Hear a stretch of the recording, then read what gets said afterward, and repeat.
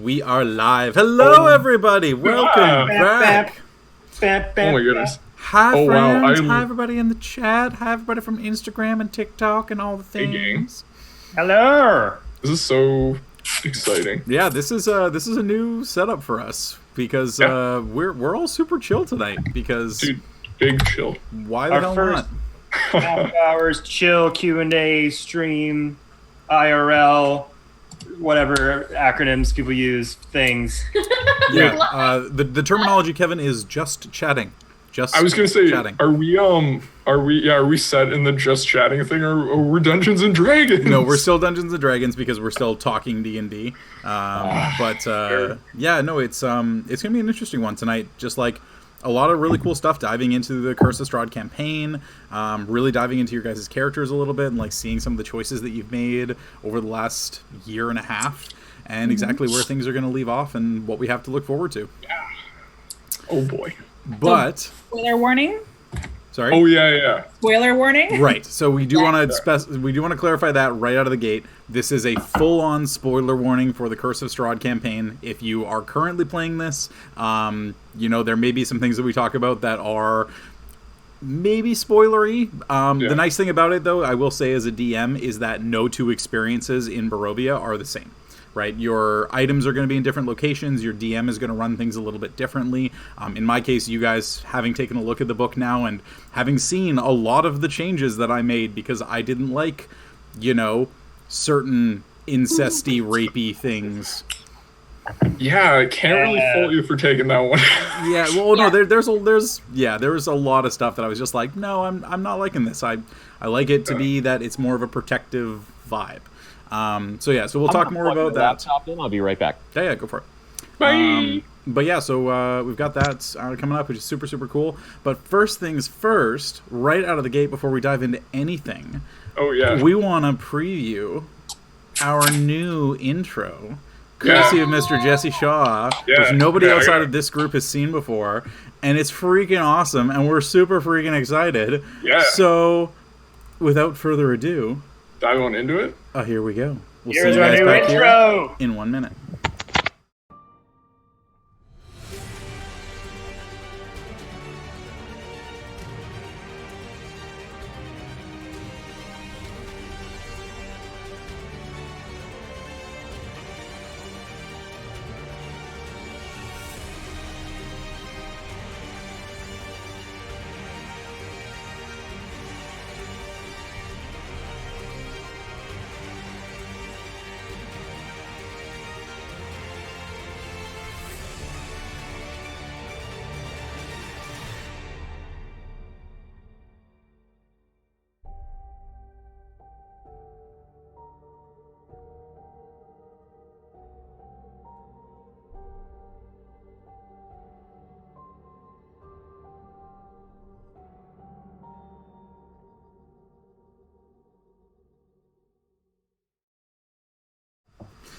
So there you go. That was exciting. That was pretty cool. It like the first time I saw it, I was like, "Ooh!" It gives me all the goose pimplies and everything, and it was. It's so good, Jesse. You did such a fucking fantastic job. Huge kudos to Jesse Shaw for that because it was amazing. Everyone's got a role in the party. As it turns out, my specialty is animation, so that's what I do. Yours is animations. Mine is putting it all together into this and running all the tech support, and it's going to be super fun. So we are super excited. But so that was the first thing that we just wanted to give you guys, the ones right here at the very beginning, a little nice little intro. First time I saw it, I immediately, Kevin, you guys all remember this, I said Age of Ultron. Like at the ending sequence, which I went back and rewatched recently, and it just has like everybody flying in and the marble statue. It was so perfect. So huge kudos to Jesse for that one. Thank you so much, and that looks amazing. And every time we see that every week, we're all just gonna get more and more hyped. Oh, thank you. I guess the fun fact about that is it's made using all the minis that everyone made off Hero Forge, so it's like exactly what everyone's character looks like, and I'm super stoked on that. Yeah, that's super sweet. Being able to have access to that kind of stuff and be able to transform it in the way that you do is so cool. All right, awesome. So that was our new intro. The second big piece of info, we're going to jump over to Kevin for this one. Oh, dice giveaway. So yeah, we did a little collab giveaway with our exclusive Dicecream themed dice with Familiar Dice on Instagram. Thank you all so much for all the comments you left. I think in ours there was like 150 plus, and then on his there was like 200 plus. God damn. So that's crazy. So thank you all for doing that. That's amazing.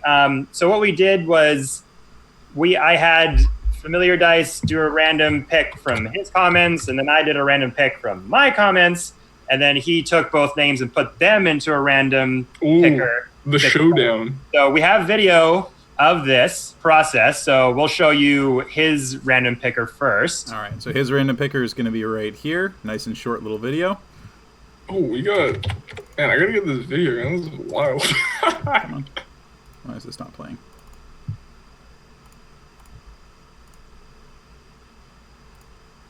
There we go. But is it happening? It's happening. It's happening. Whoa. Happening. All right, It's so there we happening. go. So the winner from Familiar Dice's side was Meowshmellow Fluff. That's a good name. Meowshmellow_Fluff. These are cool artists. They have a lot of cool independent art on their Instagram. Oh, shit. Yeah. All right, and then the winner from our side of things. Man, that's Choosing. Do. I love this. Showing Oh, this. why did it freeze? No. Stop freezing. Why'd you freeze? Don't freeze. There we go. Random winner on our side of things was at Patrick_Heb. HEB. Whoa. Patrick. Patty H. And so now the final battle the final battle. between the two. Meowshmellow exciting. Fluff on one side, Patrick on the other. Wheel of Oh my Spring, God. a true Why is 50-50. So in depth. Holy fuck. Whoa! And there it is. Patrick_Heb on Instagram. Our winner. Patrick. Getting those Good Dicecream job, sandwich Patrick. It dice. is for real, Patrick. We all Familiar. believed in you. Familiar Dice will be sending you those dice to you and contacting you ASAP. Yeah. Good job. Yeah. Damn. Super I'm awesome. super jealous. And then all of us are going to hound Familiar Dice for our own set. Yeah. If you want to cop your own set, you can go look him up on Instagram. He will be more than happy to probably he's make them for you. He's working on a website as we speak, so he should be launching that fairly soon. He's just getting up his stock so that he's got stuff to put actually on there. Okay. He's the freaking coolest, you guys. He's Yeah. so nice. Yeah, so I've Super got the image up on the screen here so you all can actually see what it looks like again. It looks so freaking cool. I'm just going to zoom in on that D20 specifically because it's Yeah, so zoom freaking in awesome. on it. Get the zooming on. Like, look at that. Look at the So wait, colors, is there- the coloring on that. You got the full-on ice cream sandwich on both sides. You got the mint flavoring in there. And then the Familiar Dice logo, that awesome kitty cat logo. Looks so good. Is there two D20s? Like one's like a big one? Yep. Yeah, so Damn. it's a full set of 7 and a single large D20 as well. That is so cool. Yeah. That's sick. It was super sweet. Awesome, Familiar Dice. Thank you again so much for that. Like, talk about somebody who just really showing up. Class act. Yeah. Total class. Yeah. I'm actually just going to, you know what, just because, I'm going to throw in a little I bit think we of... got some questions in the chat if we want to do those first. Yeah, we can do those. I'm just going to play a little bit of, like, chill music in the background as we're listening to this. Chill lo-fi hip-hop beats to answer D&D questions. Do my favorite. Just some nice royalty-free little chill jazz music in the background. Ah, my favorite type of music. Ooh, I like Battle that. music? Chill jazz music. Awesome. There we go. Like chill battle music more. Dude, we'll get that when we fight someone in a ice area. That's the fun part. Yeah, just like Kevin and his team did in Stygia. Yeah. Oh, it's such a fun dad Okay, joke. so I have 2 questions here in the chat right now. Whoa. And if anyone else in the chat wants to ask a question, just comment on it and we'll try to get through them. Definitely. Yeah. But yeah, so the first one here is from Zax Onra. Zax Onra. How did you all meet? Well, I think we Kevin should and go went- to the starting point should probably be you and Amanda. That makes Right. sense. Yeah. So you two. So- Well, so basically this all started because Kevin started playing Dungeons and Dragons, And then for his birthday one year, I decided to make him a Dungeon and Dragon themed present. So I did a whole bunch of research on Dungeons and Dragons and realized that it looked like a lot of fun. So I said, hey, we should start a campaign with the two of us and kind of get a couple of our friends from both of us together. And Kevin knew Jordy for a number of years. That was his original DM. And he was super keen on running a game, another campaign. So I then pulled in my two friends, Emmer, who I work with, and Kaylee, who I've known for probably 8 years now. It's been a long time. I think it's been 8 years. Yeah, at least.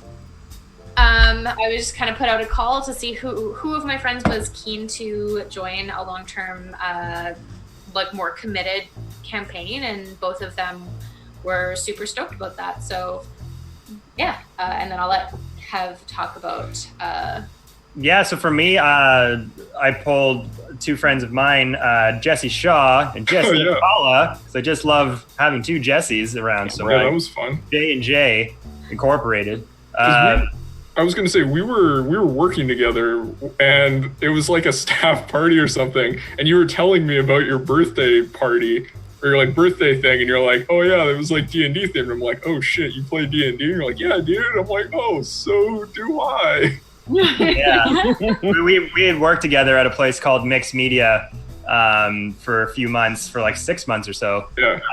And then I had Jesse playing one of my Pokemon one-shots that I did on YouTube. Finished. We had a lot of fun. Oh, we'll finish it. We had a lot of fun doing that. And then when this came up, I was like, yeah, we're doing a main campaign if you want to be a part of that. And he jumped at the chance. Yeah, very happy he did. And then Jesse and Akala, I've known for a long time. We went to acting school together back in 2008. Literally a million years ago. Yeah, back in the... I was still in high school. Yes, you were. I was starting high school. Creepy to say that now. It makes me feel old. But yeah, we met back in 2008 at acting school in downtown Vancouver. And then after that, we graduated. We've always kept in touch. Yeah. Jesse went on to an amazing voice acting career and has been super busy with that for the past few years. And then I've been dabbling in a ton of other creative projects as well. And I was just like, when this came up, and I was like, you know, somebody I haven't hung out with in a long time, Jesse and Akala. You know, would probably really love D&D, Jesse and Akala. And then I just randomly messaged him and I was like, hey man, we're gonna be doing a D&D campaign. Want to join? And he was like, fuck yeah. I was like, didn't have to convince him or anything. He was like, that sounds awesome. I'm in. I'm like, oh, sweet. I had never played before. Wait, really? Yeah, this is my... I thought you played before. Shit. No, I learned... After this, he played a ton. Yeah, I picked up a couple other campaigns from a couple other groups after this. But, yeah, I'd never played before in my life. So this was hell of a starting point, Jordy. Yeah, we really got into it. Hell of a starting point. High. Yeah, to throw it straight up on the internet, dive into one of like the oldest, you know, in some ways coolest form of D&D, Curse of Strahd, adapted from the original Ravenloft campaign. Fucking earliest, like there was some, like right out the gate, there was some wild shit in this game. Yeah. Oh yeah. I did a whole fuck ton of research on D&D before once I'd accepted Kevin's offer, because I was like, yeah, I'll do it. What is it? What is this thing? I wanted to pick a friend who like one that like, I don't know, D&D is a very like it's a very collaborative experience, but you're also spending a lot of time with certain people like week to week. And you know, Jesse Shaw, we'd work together, and you figured you'd spend a little more time with me. Well, like I just wanted to get to know you a bit more, because like we'd be hanging out at work, but we haven't had a lot of opportunity to like hang out outside of work. Hell yeah, dude! I'm just busting your beans. No, I'm stoked to be here. And in Akala, same thing. Like I just hadn't really hung out with the guy in a long time. Like we'd message each other and keep in touch, and it'd be like, oh sweet, you got this project, that's awesome. But I was like, this is a perfect opportunity to kind of reconnect with an old friend, and it's been going strong ever since. So it's been great. Yeah, it's been a hell of an experience. It's been a good time. To say the least, yeah. What's your next question? Okay, next question from Commune Podcast, who I talked to on TikTok. He's an awesome creator on there. he asked, wait, I lost it. Where'd it go? As a DM for Jordy, as a DM, what was your favorite part of portraying Strahd? I love how multi-dimensional he is. Oh man, good question. For me, the whole thing with Strahd that I loved more than anything was just how much of a dick he could be, but without like overtly being this aggressive, you know, classic mentality of a big bad guy, right? It's somebody who hasn't had the thing where they know they have all this power and they know that they can just kill anybody, and so they just go out and flaunt it. In his case, it was more just like, I'm bored. Like, I'm just looking for things to entertain me and, like, wanting to travel around and, like, you know, a little bit of grief here, a little bit of despair there. Being able to just kind of sprinkle everything across the land and let everybody just kind of fall into place. I thought that was a really cool thing for him, especially. And then, of course, the biggest one for me is the fact that, you know, as a DM who I'm relatively seasoned now, you know, I did the entire Lost Mines of Phandelver into Horde of the Dragon Queen into Rise of Tiamat single campaign with mostly the same group of people over the course of 2.5 years. So going from that into this, where it's kind of less on rails and kind of having some experience knowing like what makes a good bad guy and what makes a strong end game, I really appreciated the fact that I could just go in and alter things. Right, like, and all of you are aware, and I'll show you the full stat block for what I made Strahd. The version that you all fought in this campaign was not the original Strahd, and it's because I just went through that, and I had to adapt it. I didn't like the fact that, yes, you know, he's a good villain, but he's really dated, right? He's still so easily beatable too. Yeah, and then that was the thing, is there was a lot of things in the book that were just like, you know, he's very much a like a little bit of damage here and then sneak through and like, you know, go fight somewhere else. And I'm like, no, that's not a final boss. Like, a final boss isn't when you go into a castle and he's slipping through walls, attacking one person and then disappearing into a wall again, right? Like, you have to give him a motivation. What a fucking dork. Yeah. Like, that was one of the things that we'll talk about in a little bit. One of Strahd's abilities, one of his lair actions, is that he could just disappear into a wall. And just really glad that didn't make it into the... Yeah, he essentially, within Castle Ravenloft, the walls were considered ethereal for him. He could just travel through them. And so I was like, that's stupid. Like, that just makes the whole fight against him pointless, because if he ever gets to the point of losing, he's just going to vanish into a wall and you can't find him. So, yeah, it was an interesting one, to say the least, but I really appreciate that. Portraying him. Of portraying him? Yeah. My favorite part of portraying him was just being able to kind of mess with you guys. Take out a little rage. Yeah, like, it's something where, you know, when you're in a group with 6 people, a lot of the obstacles that you throw in their way are going to be pretty easy. You know, I was really hoping that the Amber Temple was going to be this big wake-up call of like, oh, shit can still go sideways even though we're level 9. And then you all just kind of, you know, skirted through it pretty easily, didn't really have too much of an issue, and then everybody got out okay. You were so disappointed when you'd be like, ugh, you all lived. A little bit. But Kevin, you had this exact thing. You had this exact thing yesterday where you were like, oh man, I really wish I'd killed one of them. And I was like, now you're a DM. Like, all you want to do is just kill one person because you know they can get brought back, but you want to just put the fear. You want to give them the fear. Yeah, I didn't kill that person, but they wound up sacrificing themselves to stay behind so the party could survive. So they kind of killed themselves. And then they eventually did, because I did that the next session. Yeah. And that's... Gotta catch up on it. All right, we'll jump to the next one. Question is from Gwendolyn Akira. It's a cool name. What was each of your favorite NPCs that you encountered throughout the Curse of Strahd campaign? Oh, yeah. Gotta be Carl right? for the win. No. Yeah, definitely. Or John. Definitely John. John.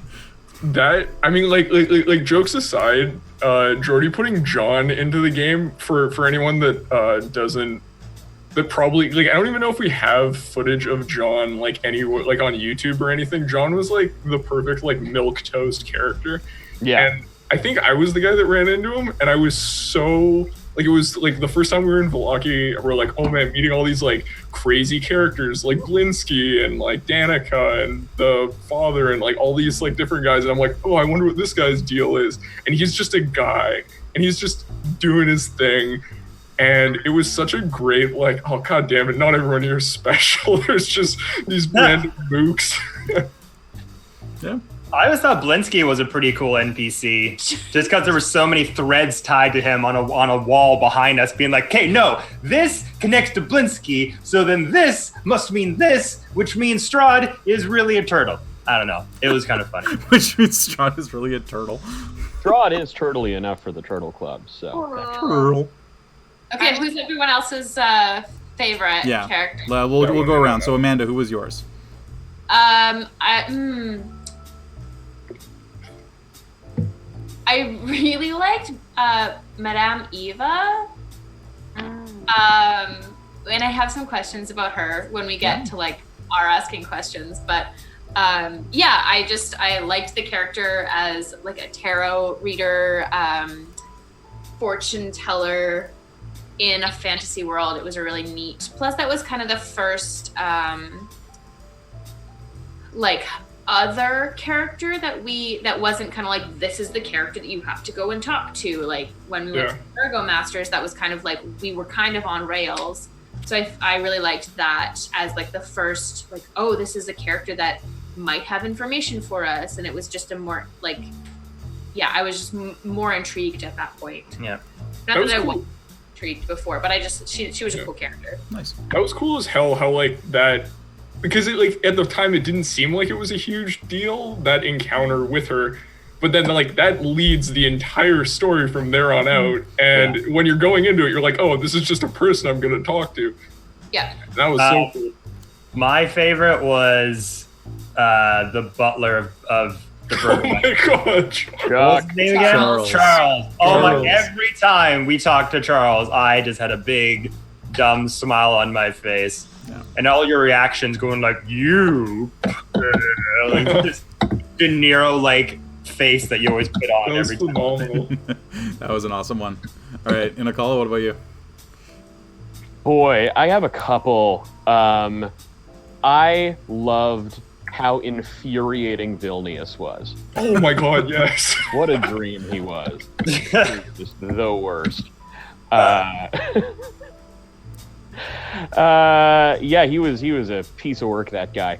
But I think my overall favorite, just in terms of how we reacted, how you did it, was Casimir. Oh yeah. Because like, fucking Casimir, who would not give up the ghost no matter what.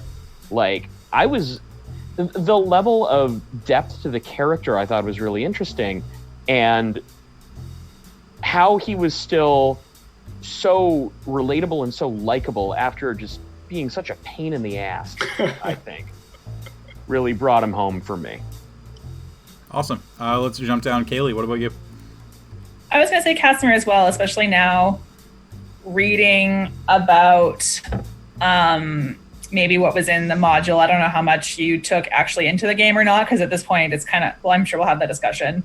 It's like, we don't know right now as players, having seen the information, what we just missed or what you chose not to include. But I like how Casimir was really a gray hat, but he kind of like, I, for one, as a player, because also Elite has this like drow elf master race thing, was like super on his side.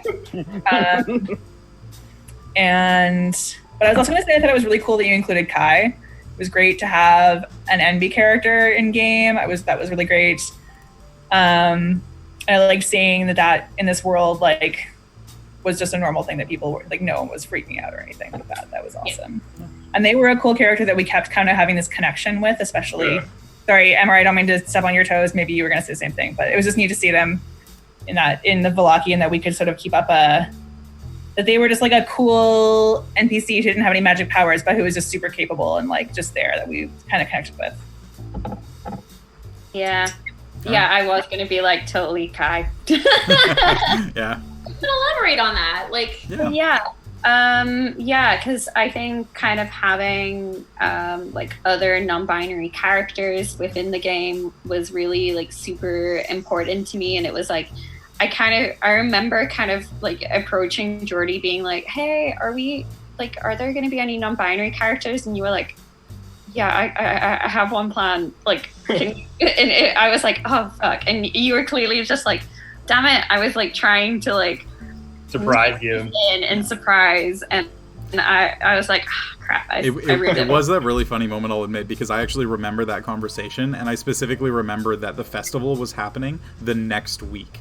So it wasn't like a thing where it's like, oh, you know, are we going to see anybody? And it's like, you know, 10 sessions go by and then all of a sudden there's a character. No, it was literally like, no, this was going to happen anyway. And I'm like, damn it. Okay, well, give up the goose. Yeah, okay, yeah, we'll go on from there. Yeah. Although I do think, like, whenever we were around, like, the soldiers, and I feel like me and Kev were especially like, is Kai around?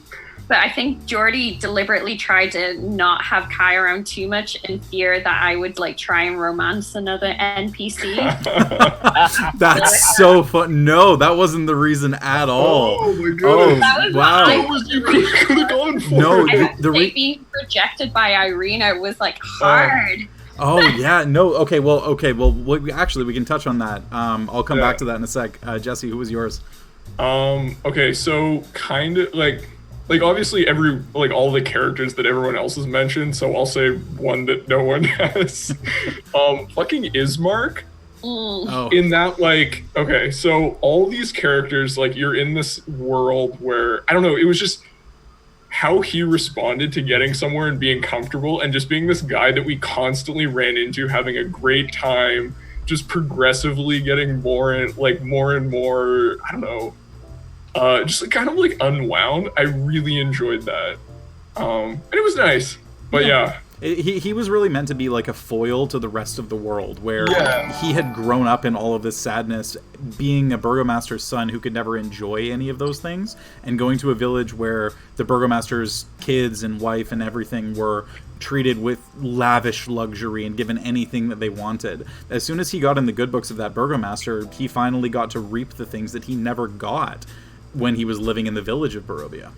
Oh, also, I know it's not one NPC, but, like, all of the Keepers of the Feather, that was really cool, just having these, like an entire group of were-ravens. That was super, super cool. Yeah, that was something that I'll fully say was, like, right out of the book. You know, adding in little things here, like, Danica was written in the book. Dom was not. He was just an off-the-cuff. He was my off-the-cuff little guy. Nice. Because I wanted to have somebody who was a little bit more relatable on the adventuring side. Like, Danica, as good as a person she is, you know, she's a family person, right? She works in the tavern, she's got her kids, she's got her husband. And so she wasn't somebody that I really wanted you to run into in the wild, because she had a job to do. I would like to change my answer to Spade. Yeah. Spade was a great NPC. Spade is the best NPC. Well, this is the thing. I think Spade is more of a PC. Yeah. Definitely a player's cat. So He's 100% a rogue also. Thank you. Yes, 100% a rogue. But yeah, I want to jump back to the whole thing with Kai. So the real reasoning behind Kai is I didn't want them to become someone that you talk to a couple of times and then just never decided to go back to. Like, I wanted them to be somebody that there was always an air of excitement when they were going to be around. And so it was something where when you went to Vallaki and you were actually able to see them in any way, it actually mattered. It wasn't. I wanted it to be where it wasn't like a Casimir where you just kind of took them for granted, and they were always available. And anytime you wanted to talk to them, they were there. You know, people have lives, especially the few people in Barovia who have their souls. They have things that they actually need to do, and Kai was one of them. So that's confirmation that Kai didn't get ashed at the end, right? Correct. That is confirmation that Kai did not get ashed. They're around. The one that I will find is very funny is not a single person said Irina. Despite her whole like vanishing into smoke and massive update at the end of the campaign that was so cool and took everybody totally by surprise. I was thinking of her, but I think Casper was better. I think like Irina was such an integral character for a bit that I don't know, like actually no, fuck it. My opinion on Irina totally got burned when Irina turned down Hope. Oh. That was when it completely ticked over for me. I'm like, this character I'm no longer sympathetic towards. Yeah. Well, but that was also part of it, is that Irina could have no love for anybody because she had no love to give because it was already given to Sergei. Makes sense. Right? It makes sense now, but at the time... Yeah, at the time it was brutal, but I was just like, oh my god, I did not expect this. Oh, this is going to be so brutal. We got another question. Did everyone answer? Yeah, we're good. Okay. You okay? I'm dying. Oh no. Okay. So this one's from Zane Zalan, who's actually a new reviewer, I believe. I enjoy D&D a lot, but I've only had one session way back when. I'm also not the most creative when it comes to backstory. So 2 questions. Any suggestions on how to get back into actual sessions? And any tips on how to do a backstory? Oh, good questions. Huh. Actual sessions, I'm going to say, as a DM, it's the job that I've been told by most people nobody wants to do. If you want to get back into a session and if you find yourself not the most creative, try being a DM and just pick up one of the pre-made books. Right, do Lost Mine of Phandelver, where it's very straightforward, very step-by-step procedural. You're doing the job that classically a lot of people don't seem to want to do for some reason, even though I personally love it. I would not trade being a player for a DM any day of the week. And if you say, hey, I want to do this and I'm willing to run it, people are going to be interested and end up coming out, and maybe you'll end up meeting somebody who... You know, in our case, Amanda, you're the perfect example where you've been wanting to run a one-shot for a while, and you just didn't really know it until you joined and saw, like, how it can actually all happen. Yeah, so that would be my answer for the first one, but tips on how to do a backstory, the quick one for me is I've got a document that I send out to people and get them to fill in the blanks. Brody, we should share that somewhere. Oh, yeah, I can do that. Super helpful. But that's also, like, really deep. Yeah, shit. I can like backstory for just like a one-shot or like a 3-parter. Reading those questions is helpful to kind of, even if you don't answer all of those questions, just reading through and thinking about, okay, well, what would my character, how was your character's childhood? And just having a loose idea of what you think. But there's lots of different ways to do a backstory. There's our friend Jeff, he'll roll his stats first and then build a character around those stats and what those stats would dictate for, like, what kind of class would those stats be, and like he takes the numbers first and then goes outwards, as opposed to like figuring out like, oh, what kind of a character do I want to play, and then going down and being like, okay, now I'm rolling my stats and I'm going to place them. So there's lots of different ways to do it. Base a character on your favorite movie character, or I would offer that a number of the official books have tables you can read. Like, if you're really strapped for ideas, like I know I've been strapped for ideas with characters once in a while, I'll just like flip through those, or I'll roll them once in a while and be like, oh, I don't like that one. Or, it's just a great way to have building blocks to start with. If you've got a table that says, if you roll 1, then you have 2 loving parents. So, unheard of in D&D. So no one in this group rolled a 1. Absolutely not. Loving grandparents, though. That's if you roll it 2. Yeah. Does anyone else want to comment on that? Yeah. I would also say, like, and this goes just as writing in general, but do some research too. That can also trigger, like, Jordy can attest to me having sent him like 3 pages of Elite's backstory like a year ago. And a big part of that was that I researched Faerun and the Sword Coast when I knew that we were going to be going back there, and found a city that kind of triggered some ideas for what her past could look like, judging from the sort of unique characteristics of that city. And then the biggest thing is start writing. Like, and it doesn't have to be perfect. Just like literally word vomit. It can be like, I had this idea for a ranger, but like, or a magic user, but they should look like this, but they have a scar. And then I don't know about this. I'm going to put a question mark here and then I'm going to go back and leave it. But I do know that I want them to be like really interested in finding books. Anyway, just like literally start a document of word vomit and then just keep revising. And oftentimes just that act of starting and writing will bring up some ideas for you. Yeah, absolutely. I think for me, there's so many ways of doing it that you can kind of figure out what works for you or works for like the group that you're joining. And like even then it can be like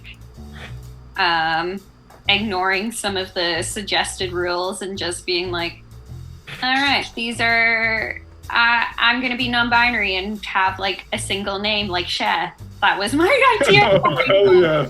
It was like, I want a single name like Cher. Damn, I want a single name like a seal. Fuck.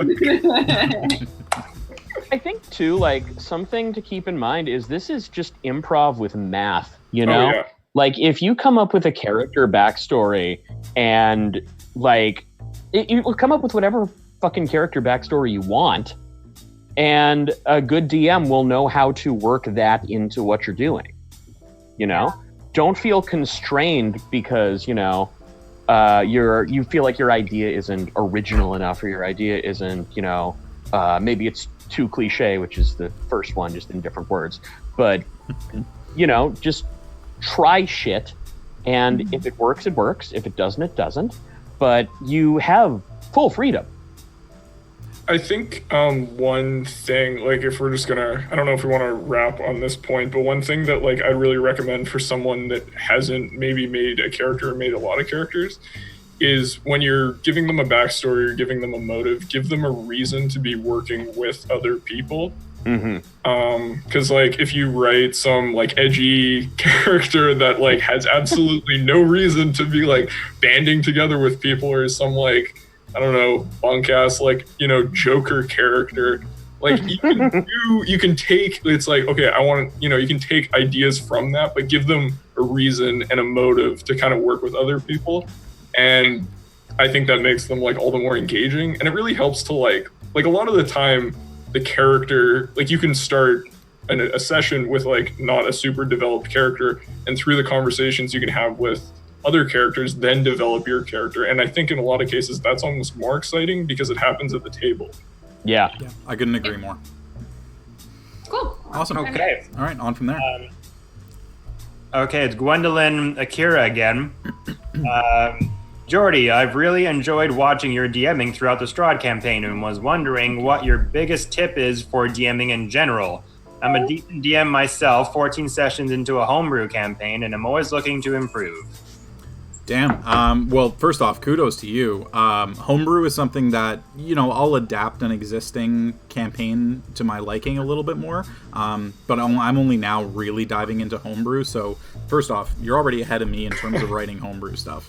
One of the biggest ones for me that I tend to find is, you know, as a DM, you kind of want to give the best experience for your players, right? You're not there for yourself. You're there to make it so that the people who are playing with you are actually having fun. And one thing that I've really had to kind of force myself to do, and even to this day I'm still terrible at it, is to not be hypercritical of yourself.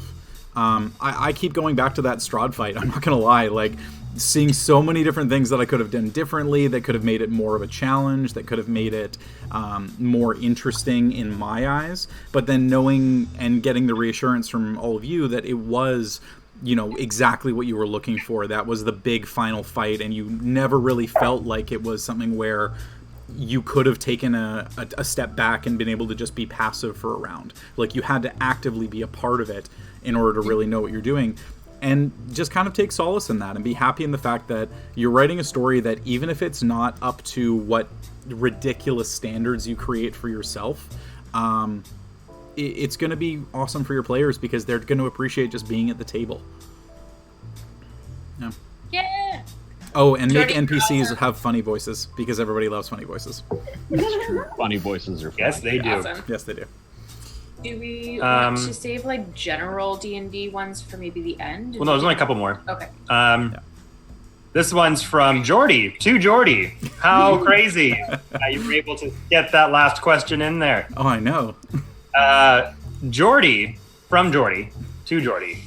Really putting them on blast here. Yeah. What was your favorite item that the players didn't find in Barovia? Tell us, Jordy. I want to know this legit. So Yeah. Yeah, this is something that I think people in the chat probably would ask if they had thought of it. And I know you all are curious. So in my opinion, it's between two items. There were a bunch of like really cool things, you know, in the Ember Temple. All of those sarcophagi that you could have touched would have offered you deals. Every single one of them had a dark deal to gain all kinds of things. I was reading about that because Les only touched the one that Casimir had already agreed to. Correct. And the other ones you didn't meet the requirements because there are requirements when you touch it of your alignment being a certain type in order for it to offer you a deal. And none of you were on the evil spectrum, so none of you were offered deals in that specific area. Wait, was Casimir on the evil spectrum? No, the one that he touched specifically required a neutral character. Okay. And so he was a chaotic neutral character. Now, if we had touched like other sarcophagi, I'm guessing like with what happened to Casimir, would we have gone all like gross? So it depended on what you touched and if you agreed. So this is where I'm going to jump into mine really quick because I've got all of this written down. Oh, no. I'll give you just a couple of them that are some of my favorites. Where's the Ember Temple? Loading dock. Ember Temple. Here we go. So, Jordy? yeah. When you're telling us about these, can you tell us if there's any specific ones that you wish a certain character would have? Oh, yeah. Oh, Yeah. 100%. 100%. So the couple of them specifically that I remember, where are they here? I was reading through those and I was like, I can't say the Leaf maybe wouldn't have said yes to some of these. Ooh. The ones with like less consequences maybe. I should have looked through this. So there was one specifically. The vestige within a sarcophagus offers the dark gift of the vampire. Any humanoid creature of evil alignment that touches it, the vampire's gift is the immortality of undeath. If it is accepted, its effect doesn't occur until the following conditions are met. And then when the conditions are met, the beneficiary instantly becomes a vampire lord under the dungeon master's control. Oh my God. So what, they just make a new Strahd? Yeah. So Strahd that's Jr.? Yeah, that's that one. There was another one that offered the dark gift of Tenebrous to any humanoid of evil alignment that can cast 9th level wizard spells, is the secret of lichdom. It creates a phylactery for you and you become an undead immortal lich. That was a fun one. There was the one to raise the ancient dead that obviously Casimir had decided to accept. Exactly where to go? No, it just happened to be that you went through that specific thing. He got the call from that specific thing when he put his hand on it. Like, it was legitimately 100% random. Wow. I was kind of wondering about that because it was like we only went through that one room. We didn't go through the room with all of the other. No. You went through that small crack in the wall that you could barely pass through, and that just happened to be where it was. That was the one with all of the major deals, and there was another room with a bunch that were like sort of more minor, right? There was one that was like it would automatically resurrect you twice. There was one that would give the gift of flight. There was a bunch of other cool things, and some of them were like, yeah, a lot less consequential than like becoming an undead creature. Yeah. So that would have been interesting, especially if we had fucking Vilnius with us. Yeah, there was one. So there were some of them as well. Like, here, I'll read off just a few of these just so you can get a feeling for them. So some of the weaker ones were allows the beneficiary to cast the Contagion spell as an action. After it's been used 3 times, it vanishes. Takes the form of a mind blank spell cast on the beneficiary. So you forget everything. You have no memories of any kind. You gain a flying speed of 50 feet as you grow skeletal wings. The beneficiary gains an extra finger on each hand, and it allows you to cast the suggestion spell as an action. I can count to 12 now. Yeah. There's some others that turn your feet into spider claws that allow you to spider climb, so you can climb up walls and on ceilings. What? Ew, no. So cool. But they also had like severe downsides. Like all of them caused deformations on your skin and on your body of some kind. Like you were permanently marked even though most of the time the things that you would have received were temporary things. Right. So this goes totally in line with maintaining our brand as characters and players. Nothing fucks up the face, so that's important. Glad we didn't go with any of those deals. Yeah. Jordy, on that note, with the major ones, what would have happened if Casimir had gotten to Patrina's tomb? I had. Yeah. Daly, do you want to answer this one? Yeah, I was reading about this. So Yeah, go for it. Casimir. So is this accurate to the module? Yeah. So Casimir. Just before we get started, this is Chris Estrada spoilers. So Yeah. give If you- anyone wants Spoiler to alert! research, Strahd, guys. There's new you people fight coming Strahd in. at the end. That's how it ends. Spoilers? Which Anyway. mean the stream spoilers. Okay, so Patrina had actually been stoned to death by Casimir and the rest of the Dusk Elves because she wanted to become Strahd's wife. And she was a powerful wizard in her own right. So she was trying to sort of convince him to fall in love with her through offering him power. This was back when he was still figuring out if he was going to become a vampire or not. And so she was trying to, and she was the one who revealed that he could find the answer to that in the Amber Temple. And, but then he fell in love with Tatiana, and Rahadin, his right-hand man, was trying to convince him to not be with Patrina. So he brought her back to the Dusk Elves, where when they all figured out that she was super into Strahd, they stoned her to death. And really pissed Strahd off. So that's when he killed all of the women in the Dusk Elves camp and cut off Casimir's ears and took Patrina's body back to Castle Ravenloft. So if we had actually succeeded in letting Casimir, and then she had become this sort of like spirit, and she was whispering to Casimir in his dreams that she had changed her mind and repented for what had happened, and that she wanted to bring Strahd down, and then that she was the one who told him where he had to find this power in the Amber Temple to bring down Strahd. Okay. But what would have actually happened is if he had resurrected her, her spellbook was right there, she would have deceived the party to think that she was on our side and she was going to bring Strahd down. She would have found a way to betray us all and join with Strahd and try to convince him to fall in love with her all over again and like offer him more power. Whoa! So I was really pushing that hard. Like I was like, yeah, Casimir, my fellow dark elf, like let's save your sister. She's a woman who's been betrayed by Strahd, and I'm really glad that Dodged a bullet. like it could not have gone better than Casimir getting smushed in like the dying a hero. Of him getting smushed. Yeah, we got lucky actually, because then also we went to his tomb, and I remember I was thinking about this today because I was reading the Curse of Strahd module, because her tomb read Patrina, wife, and at the time I was like, ew, Strahd, you like creepy dude, like no consent. This woman didn't want you, and you call her your wife when you bury her, like just like you want to do to Irina. And then reading it, I was like, oh, Uh-oh. that was really a thing. Would you have played So it that when we, way, like- Jordy? Sorry, say again. Would you have played it that way as well? Would you have made...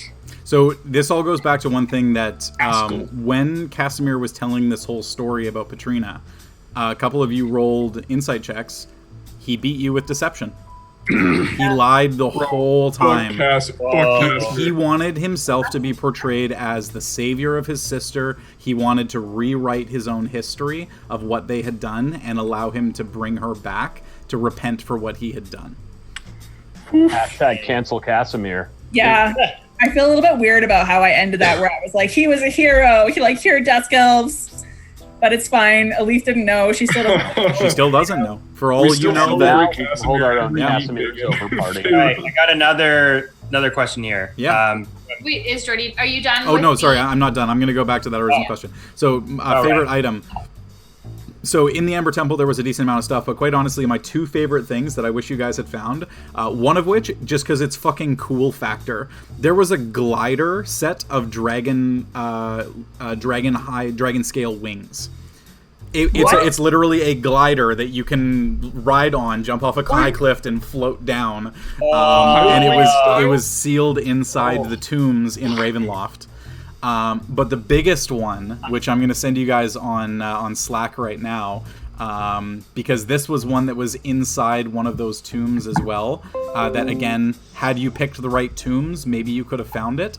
It's coming in Slack in just a couple seconds here. But those tombs were like dangerous. I read through them and I was like, dang, I'm glad that we didn't try to do more than we did. Oh yeah, there were a lot of them that were legit dangerous. Like 15 wights would spawn and you'd have to have a massive fight against 15 pretty substantially strong enemies. But I want to get all of your reactions, so everybody please open up Slack and read this item for me. In visuals? Yes. Yeah. You have my... Oh, son of a bitch. God damn. Wait, it had wish? Fuck, dude. Wow. What? And luck. Fuck, that's like free feet. Yep. Yeah. Wow. Which So, tomb was that in? that was in... I have to find it now. What was the item called, Jordy? It was called the Luck Blade, and so what it is it's an actual item. It exists in the Dungeon Master's Guide. The base stats on it for everybody who's watching are: while attuned, if the dagger is on your person, you can call on its luck to negate one attack roll, ability check, or saving throw you make, and roll again. You can use this ability after the original roll is made, but before the outcome is revealed, and you must use the second roll. So it's not like luck where you get to pick which one. This one kind of like changes fate a little. But the more important thing is that it had a single wish inside the luck blade. So it was a dagger that had a diamond encrusted in it that you could cast the 9th level spell Wish. And what Wish does, for everybody who's unaware, is it allows you to cast any spell in the entire book, regardless of class, once, at any level. Or, as some examples, Wish is the mightiest spell a mortal creature can cast. Nice. You, alternatively, rather than casting a single spell from anywhere within the book, you can create one of the following effects of your choice, or work with your DM on a custom effect, should you choose. You create one object worth up to 25,000 gold in value that isn't a magical item. You allow up to 20 creatures you can see to regain all hit points, ending all effects on them described in the Greater Restoration spell. You grant up to 10 creatures you can see resistance to a damage type you choose. You grant up to 10 creatures immunity to a spell or magical effect for 8 hours. For instance, you can make yourself and all your companion immune to a Lich's life drain attack. You undo a recent event by forcing a reroll of any roll made within the last round, including your last turn. So, Damn. yeah. It's basically like I get to reshape fate. But there are some massive downsides if you do anything other than casting just a regular spell. Is it like a monkey's paw kind of thing? Like, do you... What? Wow. Are there like weird downsides to everything? Yeah, so if you cast a spell, everything is fine, nothing happens. Okay. But if you do anything else, you take 1d10 necrotic damage, and your strength is reduced to 3 for 2d4 days. Nice. Yo. Whoa. So it's basically like I can do anything once, and then you just lose all of the strength in your body for basically a week. But you can't wish for... Can you wish for more wishes? No. Damn it! Yeah. Alright, well, it wasn't that good anyways then. No, but and so that was the thing, is like the item itself as the luck blade is a pretty cool item. You throw a wish in there, shit goes crazy. Anyway. That's cool. Yeah. All right. So yeah, that was my favorite ones. We'll go back to the Commune podcast because Kevin's not there, but I can see it. For the players, I'm going to be quiet for a bit.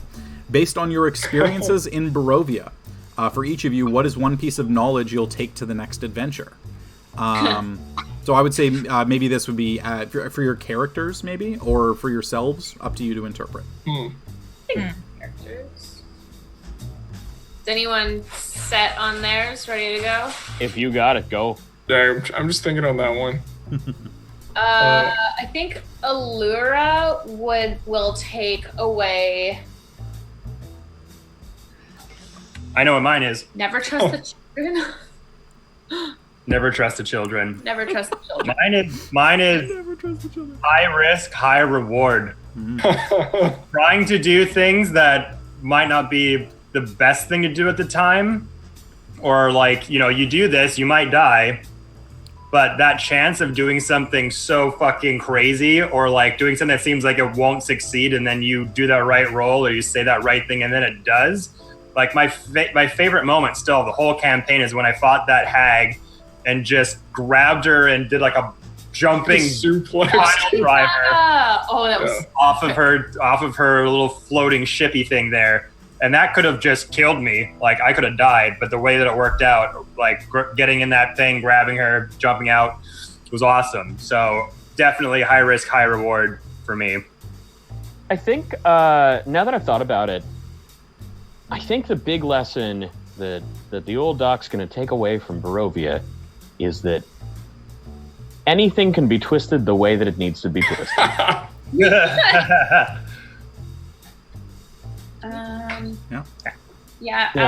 think for me, it's still don't trust God. Don't trust God. G-O-D. I was supposed to say, as the paladin, that's extremely That's a wild takeaway. classed out a paladin real quick. Yeah. Friendship over with paladin. Yeah, I'm trying to think. Probably, I think the main thing Leaf is gonna take away is sort of the importance of like having people around you, if that makes sense. Like, and this is probably gonna be explored more, but just like most characters are like complete shitters by themselves, but thanks to the action economy, which I'm a strong proponent of, basically the more people you have on your side, the easier things are. I mean, look at that final battle. That's a perfect example of having 3 NPCs there that tanked damage, that took hits, that things that you didn't have to deal with. Yeah, so I think like also playing a character that's like inherently low charisma, like going, making friends and like kind of going and trying to rally people, I think is going to be something that he's probably going to try and do more of. Awesome. Play to your strengths, both as a PC and a character. Like, I think one of the most important things you can do as a player is to like really understand your abilities and keep track of them. I know that sounds really like boring, basic gameplay stuff, but like it is honestly so hard to keep track of everything. Like most games, D&D for sure, especially as you get higher level, laying that out for yourself in a way that works for your brain and knowing what you have on hand in big fights can be really good. Yeah. And then and then also knowing what suits your character to do. Like everyone, if you have a good DM and good players at your table, you can figure out a way that everybody gets cool moments. And, you know, depending on the kind of player you get or kind of character you have, you might not have, you might not get to kill the big boss, or you might not be the person who kind of like talks the town into loving you, but you might do something else that's really cool in that moment. Like one of my favorite things that Alith ever did was shooting the arrow that killed Rahadin as he was getting away from the Amber Temple at like... I think the entire chase sequence that whole thing was cool. And like that's something that she would never have gotten to do unless she was a ranger, which like as now that I've researched it as a class that most people think is like bullshit. So just play a fighter with a bow, it's better. It's not better. They're different. Hey, Rick Rolls America, thanks so much for the cheer. Appreciate the 100 bits, bud.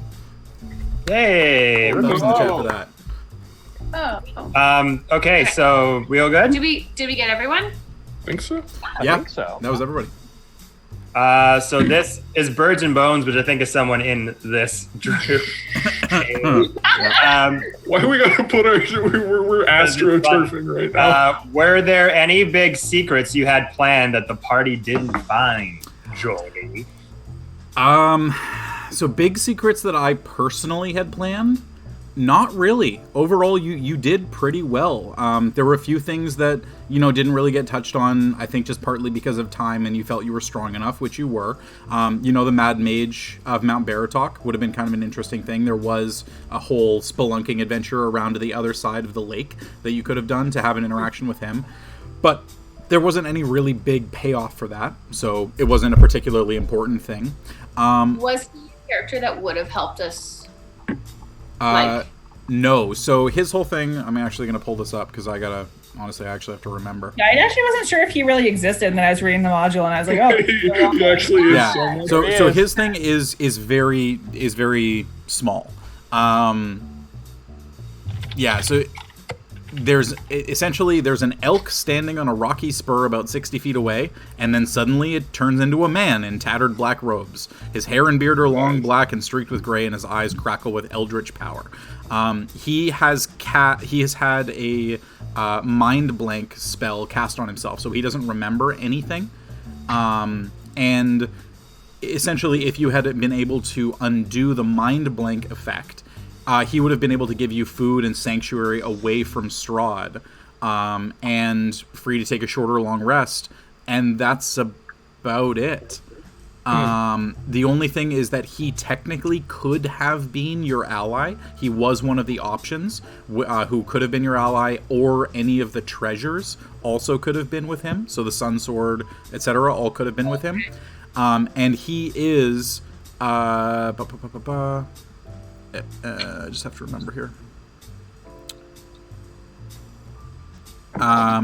He is Mordenkainen. As in Mordenkainen, Tome of Foes. You wrote the book. Yeah. No, I have that book. Yeah, I have to remember the Mad Mage. I just want to remember here. Can't wait till we meet Volo. Mordenkainen is familiar with worlds beyond his own. Blah blah blah. Yeah, so you would ask if they know of his old friend Elminster of Shadowdale. But yeah, essentially, like, he just had a chance to be your ally, but the whole interaction with him was really predicated on him being one of your cards. You guys had no interactions with him in any way. There wasn't really a necessity to go and talk to him, so you didn't need to. But the one for me, I would say that would be the biggest, like... thing that didn't get explored, which I also completely understand because nobody wanted to go down this route, was with the abbot. So the abbot was a fallen deva. He was an angel. Oh, figured that out. Yeah. Yeah, so you had figured that out, and he was a deva that essentially had been disgraced, having come to Barovia to try and end Strahd's reign. Unable to do so, he basically just delved further and further into his own madness, and he was somebody that you theoretically could have fought and killed. But that was about it. That whole storyline, like, the whole thing with creating the bride was just like this really creepy, like, I don't think they're going to go for this anyway, but it's a big enough part of the campaign that I'm not going to, like, remove it. It's not like, the whole thing with Isaac being Irina's brother. Oh my god, that shit. Right, like, all of that was very weird. Amanda, I don't know if you read that, but Isaac is Irina's brother. As written. Oh. So the doll that he was having Blinsky make... Isaac, the Burgomaster's right-hand guy. Yeah, the Burgomaster's right-hand guy. Right. So they were essentially separated as children. He lost an arm and grew up, and then, like, a magical arm with spines and barbs grew out of it. Nice. Because, like, Strahd had distorted his mind and twisted him. And so the whole thing, as written, is that as soon as Irina got to Vallaki, as soon as Isaac saw her, he was going to basically capture her, stick her in a room somewhere, and keep her safe. And I was like, this is just creepy and wrong and, like, goes against the whole thing of, like, rescuing Irina. So, yeah. Like, he would give into his urges, and I was like, oh, no. Yeah. We would have just ended up carrying Irina around for the entire campaign after the fact. Yeah, and that was the thing, is as soon, you know that there was no way in hell you were going to leave her with the abbot, right? So as soon as you went up there, you're like, that's not going to happen. So then she's just going to get dumped in Kraysk somewhere, but she's going to be unhappy because, like, the village isn't, up to what Vallaki was. She just want to go back there. So I felt that whole Isaac thing was just, like, was a little out of left field. It didn't really play into the story as it needed to, and so I just cut it. Speaking of people being sisters, siblings. Oh yeah. Is Madame Eva Strahd's sister? Yep. So she formed a pact with Mother Night, just like what's her name? The Hags? No, not the Hags. The Baba Lysaga? Yeah, Baba Lysaga. So Baba Lysaga formed a pact with Mother Night for unending life. Madame Eva did exactly the same thing, but she had seen what Strahd had become and didn't want to live under his rule anymore. So what she was doing is, while she was assisting him, quote unquote, bringing people in. By the way, she was actually the one who got all of you to go there. What? Yeah. With Madame Eva? Yeah. Yep. Yeah. because all the Nice. Vistani are tied together, right? They're all involved in each other's lives. But the That's reason more simple. the reason Yeah. why more than anything is that she wanted to bring people that would be a challenge for him, that he would see as a challenge, just as something to ease his boredom, but actually have a chance of freeing the lands so that she could actually just finally die. Nice. So are the lands freed? Like, is it? So It- yeah, has it's Barovia rejoined the Prime material. so Barovia itself was never actually part of the Prime Material plane. I see. There is just a gate, a planar portal in the Forest of Tethir. At least this is the way that I'm doing it, just because I think it makes the most sense. Is Yeah. there's a gate that connects the Forest of Tethir to the forests outside the lands of Barovia. Now, you know, the whole way that the Curse of Strahd campaign ends, the last final couple of pages, is Strahd is inevitable. He's going to find a way to come back. The mists around Okay, Barovia are going to Strahd. reform, right? And it allows you to do a follow-up campaign if you wanted to do a homebrew one called the Return to Barovia. Return to Ravenloft. And it would allow you to go back at a much higher level and then have different experiences. But I feel like the lands of Barovia are so limiting that it's not something that you're ever going to refer back to. So I would say, for me personally, he's dead and gone. Thank you, Okay. God. Yeah. Appreciated. Anything else? No, that was about it for the big secrets. Okay, so Commune Podcast again. Did you all have a setting or specific adventure module you'd like to explore, whether that be 5e or another system like Call of Cthulhu or Starfinder? Oh, actually, because I have the D&D Beyond app, and I've read through a couple of the other books that I think are cool. Eberron sounds really cool. Like Yeah. the whole steampunk airships thing. I'm not a steampunk guy particularly, but I think it'd be a cool setting to explore as a D&D module. I can, I'll jump in. There's a couple. I'm a huge cyberpunk fan. Oh, So, like, that, like, even if it's, like, doing some sort of, like, modified thing for 5e where we're running in a cyberpunk setting, big fan of that. The main, there's two things. So I love pirate shit. So I think Ghosts of Saltmarsh kind of gets into that. But larger than that is, I really want them to port Spelljammer to 5th edition. You and a lot of fans, Dude, like when that, Spelljammer is the coolest thing ever. yeah, It is so when cool. when that new mod just came out, the Odyssey one, that's like based around Magic the Gathering. Like a lot of D&D fans were like, "Where's Spelljammers? Bring 5e Spelljammers! Like, why are you Just bringing look Magic?" up the art for Spelljammer. It's so cool. So yeah, so those two probably. Nice. I've always wanted to do Monster Hearts, or since I saw Critical Role do the one shot of it, but a friend of mine actually just invited me to play that one as like an on-off campaign. So Cool. like high school inspired monster, Buffy influenced weirdness. Yes. Oh yeah, Yes. Emmer, if you haven't seen, we should actually send you the link to watch this. The Critical Role guys did, I think there was 4 of them playing a version of this, and it was awesome. Like, it was so well done. Yeah, you would love it. I think I need to. Yeah. Oh, and Please. it was just awesome. We'll send that to you. And then one of the players and their character is Envy, and it's just treated in a really great way. And there's just so much like cool, like just queer weirdness in this whole thing. It's so good. I want to also throw my hat in for a worldwide wrestling the worldwide wrestling RPG, where you create a pro wrestler and you wrestle with people. I will do that that. sounds great. I will do that tomorrow. Where is this? I want to play it.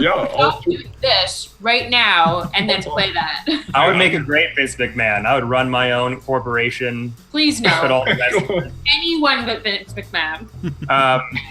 My mod that I want to do, because I just did some research with it for my last one shot that I did with some D&D TikTokers, Search for Tours, is Descent into Avernus. Ugh. I didn't read the whole story yet for it, but I looked at a lot of like rules for Avernus and Hell Rides and all that. But the story, like I wasn't dark enough. parts of the story, and it looks so cool. Like you're in Baldur's Gate and this invasion from hell comes in, and then you got to go into hell to like solve it. And there's lots of cool NPCs and crazy items you get, and lots of really awesome situations with like devil deals and stuff. So I just saw, in the chat, Rick Rules America mentioned Kids on Bikes. So that system's like super, super cool. When I ran that game like a year and a half ago, where it was the high school, so that was based off of Kids on Bikes. And that's cool. Like a super great, because it's like the super great system for telling these kind of, I guess like Stranger Things, Stand By Me, like those kinds of like kid stories where it's kids riding on bikes. Yeah. So that's a great system as well. Cool. And also just like a minor one, but a big shout out to oh shit, I can't even remember the name of it. No. Actually, we'll move on. Yeah, we'll move on. Okay. Dungeon World. Our next one, the next question, which we're gonna ignore and not answer, is how does D&D really work? There's lots of YouTube that you can watch. Dude, it's 100%. You're just rolling dice and making shit up. That's it. Yeah. Everyone else is agreeing on it, but you're just rolling dice and making shit up. Oh, just a quick thing also to Gwendolyn, Akira, NPCs with funny voices. Yeah, honestly, just do that. Like, if you can create a couple of NPCs that all of your characters get really excited about, like that's your campaign. You're set. Jordy, do you mind if I interject there, just as a person of color? Yeah. I would say NPCs with funny voices are dope. Love them. They're super fun. Don't do anything that would be insensitive, shall we say. Yeah, like don't be an offensive, asshole. Like try to stay within your realm of funny. Yeah, like it's a thing that's a bit of a pet peeve of mine. Not speaking of anyone locally, of course, but in terms of just people wanting to do, quote unquote funny voices, but then it's just like, it's them attempting like a black scent or something. Yeah, fair. And there's so much possibility. Speaking, as somebody who fucking does funny for a living, to come up with funny voices and cool, interesting voices without dipping your toes in that. So really push yourself as a creative to explore and to try cool new shit without falling back on tired stereotypes. Yeah, that for me, like my perfect example of that is Vilnius. Right? Yeah. Like Vilnius to me was always supposed to be a hilarious NPC that just has the classic whiny British accent. Absolutely, right? Big fan. Yeah. Love Jesse, that. that's a really, really good point. Thank you for bringing that up. Definitely, good one, Jess. It's something that's come up in a lot of like classes and shit that I teach, where I have, that one dude who thinks, he's stark white, but he thinks he can do an incredibly good Indian accent. Dude, it's okay. I've got an Indian friend. He's cool with it. No, straight up, that's that shit from that guy. So, just be sensitive to the needs of your players, and as a player, be sensitive to the needs of the other people at the table, because this is it's collaborative storytelling. And even beyond the table, like, don't be an asshole. Easy. It's not hard to not be an asshole. Yeah. And you know what? If you're worried about it, a really great place to start is to do some research on appropriation, cultural appropriation, and just sort of see where it takes you. And if you're worried about doing it, then do that research. Yeah. One thing that I can speak to in terms of like creating voices, I don't want to make this a whole thing, but this is free advice. People should tune in. Yeah. People normally pay lots of money for this. That's true. Instead of starting with a nationality or an ethnicity or something like that, start with an emotion. Start with like, maybe your character is maybe they got a chip on their shoulder and they're always angry, and for some reason they're British and a fish. Like, that's all a place that you can start building from. Just anger is a place to start building a voice from. Being sly is a place to build a voice from. There's options within there that are endless, so long as you're willing to just do a little bit of work into them. Yeah, because I like, just to kind of add on a little bit with like Jesse's comment, is like funny accent does not equate to a accent different to your own. Like it doesn't Absolutely. equate to your own accent. Yeah. Yep. Agreed. A funny accent could just be the fact like you've got a lisp, or like you really draw out your vowels. Yeah. Think of like Jeff Goldblum voice. Arr. It's deeply specific. Yeah. But all it is a and curious, you know, like there's ways to find shit that I think are interesting. Definitely. Amazing. Yeah. Awesome. All right, next Anyway. one. The next question is actually for Kaylee. Hey. What was it like maintaining From Cole Schmidt? Kaylee, what was it like maintaining your accent as Alith? I thought you might have been Scottish for weeks. Oh, that's so You awesome. were putting it on. He thought that you were actually Scottish, even though it was an Irish. Even though it was Irish. Yeah. Well, I attempted an Irish accent, which this is an interesting segue actually after this previous conversation. I will say this one thing is, again, if you're trying to put an accent on, especially if you have a Caucasian background, like maybe stick to countries that you might have some origins. Yeah.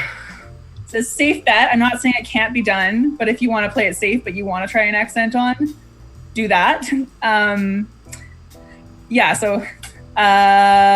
Yes, that was an interesting challenge for me, although I did work for a few years at an Irish bar with a lot of Irish coworkers. So that was one that I kind of felt familiar with. And I did I watched some accent, like how to do an accent YouTube videos before trying that one out in the second week of the campaign. Alith is going to keep her accent. One of the reasons I kind of picked that one to be kind of like dig into some weird history is that Irish folks face a lot of like disenfranchisement and resentment and prejudice in England. And I kind of felt there was an interesting parallel there as a drow elf, that Alith kind of like the drow are kind of universally reviled in this sort of high fantasy setting, where if you're thinking of like high elves, like Galadriel would be your pop culture example, and they have these sort of like posh British accents, then maybe Alith was like a scrappy drow elf who was a ranger and like was from this weird trader city and probably would not get along with somebody who was super regal and like living their best life, eating lembas bread off of like a leaf. So yes, I will be maintaining it. It's up to Jordy now to, when we start exploring my backstory, literally keep on an Irish accent for everybody. Jordy, you poor Gem ass. Oh, don't worry. I've been working on it pretty well. I think I've got it down. Let's go. Let's do this. Yeah. So yes, to answer a long answer to a short question, I'm gonna keep Alith's accent. Yeah. For me, it's going to be the intonations, because it's not just one NPC that's going to have an Irish accent. It's the whole, drow culture is all going to be different variations on that Irish At accent. least Gem ass. Like they don't all have to be Irish. Every single drow. Like the They city don't, that but- I come from is gonna presumably have this accent.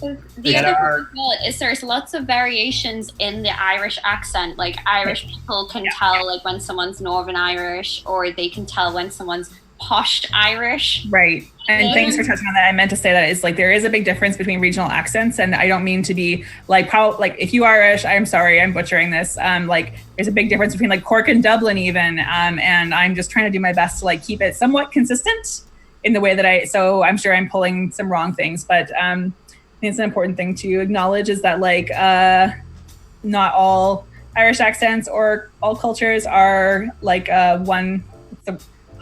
homogenous. Yes, that's what I'm trying to say. No culture's a monolith. Yeah. So, thanks for touching on that, Emery. I meant to say that. All right, last question. It's from Rick Rolls America. Oh, we skipped one. Roll. Oh, we Yeah. did? Yeah, we skipped the. What is the next campaign you all are diving into? Yeah. Oh, Oh, there it is. homebrew. It's so the homebrew campaign is on me. So I'll say I won't go into any specifics, but This guy. I'm working with the characters. I'm getting backstory from them. Getting some interesting events that have happened throughout their lives. I'm going to be creating storylines for each of the 6 characters to follow. But the nice thing about this is because this is open world, we're heading back to Faerun, we're heading back to the Sword Coast. It can be we can just have some downtime. We can do shopping and shipping episodes, right? Boy. We can just go around and just have fun. Maybe you want to do a bunch of research on things. The one thing that I will say is not a spoiler, but that I've been working on, and I've been workshopping, kind of throwing a ball against a wall, just telling a couple of people what my ideas are and getting some thoughts from them on it, is I'm going to have one overarching story in addition to all of your individual ones that will be touched on at different moments. And then that overarching one is going to lead into the big, climactic thing. And all I can say about that is, Kevin, it's a very interesting thought that you mentioned earlier. So we're going to move on from there. God damn it, Kevin! What did you mention earlier, Kevin? I was going to say also. What were you really excited about earlier, Kevin? Yeah, hell. I don't know if it's explained or if we're super clear on this, but we're going to be playing the same characters. Yes, sorry, we are. So this is going to be continuing. It'll be continuation of the Curse of Strahd characters. So everybody's going to be coming into this at level 10. So you're all prepped. You've got the ability to take a year off. You get to do a couple of cool things that we still need to figure out all the details for. And then we're going to be coming back probably second week of May, I think. Cool. So sorry. Now last question from Rick Rolls America. What is everyone's muggle jobs? Ooh. Or I guess what jobs we had before the world broke. Yeah, pretty much. I mean, some of us are still working a little. Still scrapping along right now. I was a junk trader before this all began. I dealt in spice. Well, I can start off with that one. I do back-end tech support for office phone systems in Canada. So working with a company called TELUS. If any of you are from the States, it's like an AT&T equivalent kind of thing. And so I work Canada-wide with a bunch of businesses, deploying office phone systems and doing a lot of back-end support with them, as well as sitting in on sales meetings and kind of helping those things close, which has given me enough nerd cred to be able to hold my own on a platform like this, where I can at least, techno-babble my way through a conversation well enough, and be able to just have a little bit of free time where my job revolves around tech, so I get to do this kind of stuff on a daily basis. Yeah. Do we just want to go over, Amanda? Yeah, it's probably. Cool. Is that Amanda? So I work for a local artisan ice cream company. That's what I do. I ran my own business. In the before times. Yeah, in the before times. Before Corona, BC. Oh, that's what that was. That's what that stands for. We're getting a whole new calendar. Yeah. 2020. I ran my own business, working in social media marketing and content creation for other businesses, clients, whoever needed it. Was doing that for like almost 4 years now. So that's been a lot of fun. Getting to make fun shit for Instagram and stuff like that for other people and host events for them and restaurants and bars and all kinds of shops and things like that. Nice. Jesse, obviously. Oh, hi. I'm a voiceover artist and an acting teacher, primarily. I also do a lot of coaching for new actors who are coming into the business. Watch The Dragon Prince on Netflix. All 3 seasons are currently streaming. If you got time, go for it. Now, Jesse, who do you play on The Dragon Prince? My main character on the show is Soren. He's an 18-year-old blonde himbo, so they typecast clearly. I have more stuff coming out. Basically all of the time. I can just never really talk about it until it does. But I just had a game drop that I'm in. I'm the main character in Lord's Mobile. Yo, what? Oh, what? That's so I can hear that sweet, silky voice. So I'm again a tall blonde himbo. Nice. So you've got a type. Yeah, typecast. In more ways than one, but fair. Yeah. But yeah, those are a couple of things I'm working on now. Well, I'm not working on either of those right now, but it's kept me busy enough. I've been very blessed to have the career I have, and Corona world has been fun to navigate. Awesome. Let's jump down to Kaylee. Oh, me. I do digital marketing for a company that is a matcha company as well as a natural health product distributor. And I am also a freelance copywriter, specializing in like web copy generally, but like, you know, I went to school for English literature, so I know that too. Nice. Emmer? Oh, me? Yeah. Everyone's like, oh, me? Me. I also work for the same ice cream company as Amanda, which is incidentally how we helped kind of create the name of our group, because of that, which is really cute, and it's a really freaking wonderful business. Like, I don't really think of it as a job, but I also do drag. But I'm a drag artist and also just queer artist in general who dabbles in a variety of mediums. But I was doing pretty regular gigs performing, and I still have some internet gigs coming up. Yeah, didn't you do an online gig recently? Yeah. I did. That's cool as hell. They were so freaking badass in this gig. So good. Thank you. I've got a couple more coming up as well. Where can people find you, should you wish to be found? If that is a good point. My Instagram handle is @mflemfatale because my drag name is Flem Fatale. A wee bit gross, a wee bit sexy. It's a good aesthetic to roll with. Yeah, well, I mean, like, the mullet works perfectly for that description. I ice cream during the day, drag at night. Nice. Pretty great. You're like Batman. Ice cream during the day, they scream at night. Oh, Yeah. That's that copywriting. Yeah. At me for all your copywriting and byline needs. Maybe I should send you like my draft of like my intro that I use, where I'm like, I'm not everyone's cup of tea, but maybe you'd like to take a sip. I play on my Britishness a lot. That's good. Yeah, I might well take you up on that, Kaylee. I think I need to rewrite some stuff for my site. Sure. Fascinating. Good to know. Anyway. And last but certainly not least. Oh, yeah. So I am a motion graphics designer. That's equal parts animation and graphic design. So I think I designed all the like assets on our stream. I animated our intro. Yeah, you did. Both of them. Yeah, we have both of our intros. Both of our intros.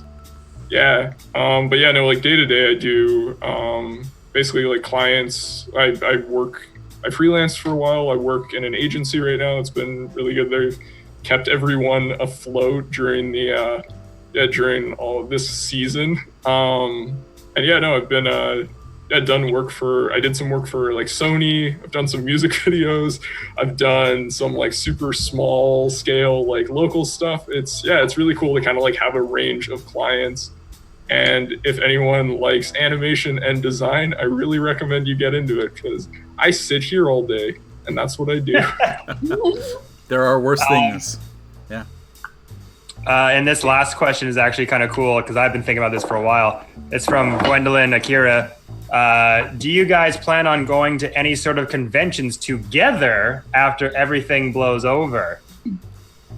I would say hell yeah. As Dicecream, I'm guessing. Oh, I mean, in a perfect world, absolutely. Be able to run a stream from somewhere. But even just going, like announcing like Dicecream Sandwich is going to be at like this convention and people come find you, especially like us doing so well on TikTok, like there'd be a lot of people at those conventions that we could like meet up with and talk to. I'm terribly afraid of other people. We all have social anxiety. Every time when he arrives at the apartment. Yeah. I don't know. It sounds fun. Like, I mean, I'm just going to put this out there as someone with convention experience. Yeah. If you want, say you want to book the cast of a show at a convention, say like a popular Netflix animated series, what you would do in order to let the convention know is email the convention. There is no point in, and I say this with all due love and respect to everybody involved, there is no point in telling like a creator that you want to see them at a convention if you want to see them as a guest, say, because we have no control over that. The only people that have control are convention organizers who reach out to, you know, managers or in some cases the talent themselves in order to book them. So if, and I don't mean to step on Kevin's toes because this is his thing. The content king. If you want to see Dicecream Sandwich at a convention, get the convention to invite us. I'm just going to jump in really quick here. So Rick Rules America posted actually earlier, left working as the video media production manager for Diamond Comic Distributors and Alliance Game Distributors, which first off, awesome. And work in the gaming industry with Rick Rolls America, and I just checked that out. It's a Kickstarter, currently backed, 80 backers. You get that Rick Roll, that woo! So you were invited to join Rick Rolls America as with Rick Ankney on an epic road trip across the states, visiting several local game stores where communities gather, talking with designers, artists, publishers, and other creators who make the games we love.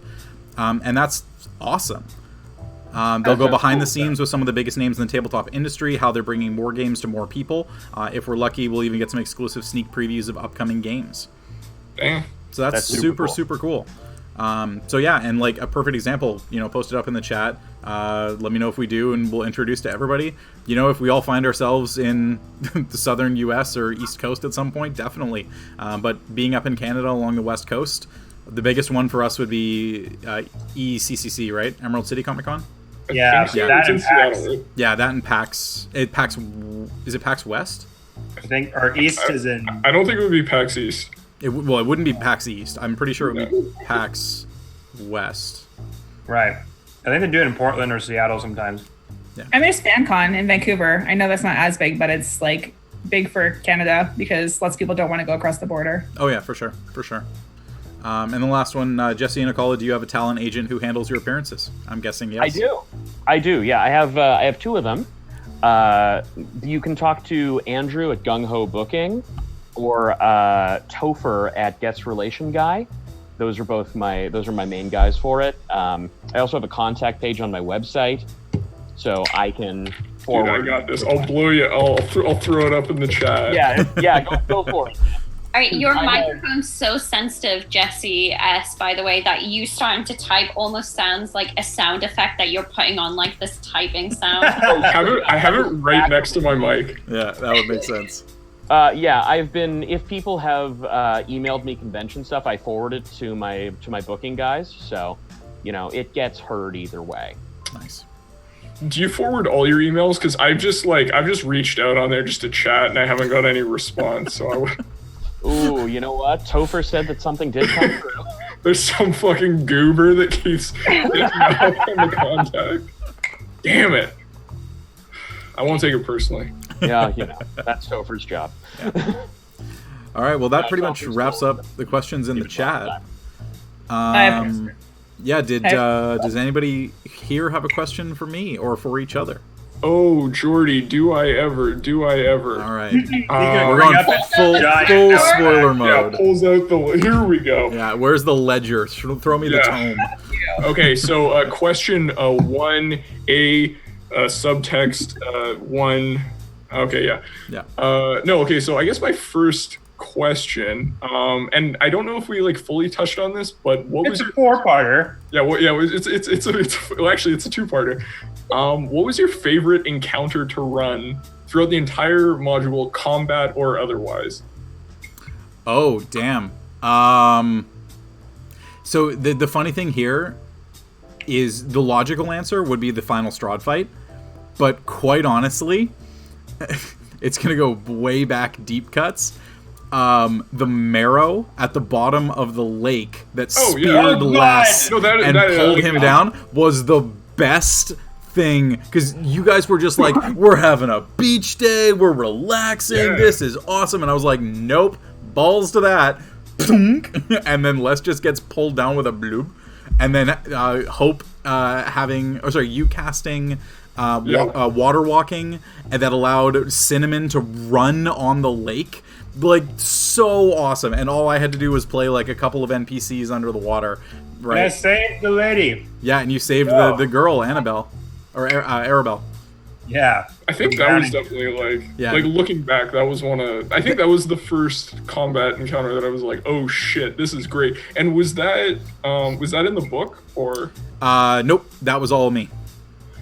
And that's why I'm looking forward to the new homebrew campaign. Let's go. Yeah. No, the thing with Arabelle getting thrown over the edge was in the book, but because Les was in the water, I just decided at like snap decision, fuck it, there's Marrow down there. Let's go. So that was all on the fly? Yeah, that was on the fly. You bastard! I thought that was... No, that was all 100% on the fly. I just wrote that in because Les was basically gonna like completely subvert the whole encounter with Arabelle, and I'm like, it can't just be that he gets her out of the water and she's rescued. There's got to be an element of danger here. So I just said, fuck it. Marrow have got an awesome ability. He can breathe underwater. Sure, he's gonna have an underwater fight where no one else is there. Yeah. So yeah, that I think that was probably my overall favorite fight was probably that. What was your part 2? Part 2 was, what was your least favorite, or like most just like and this can be combat or anything else.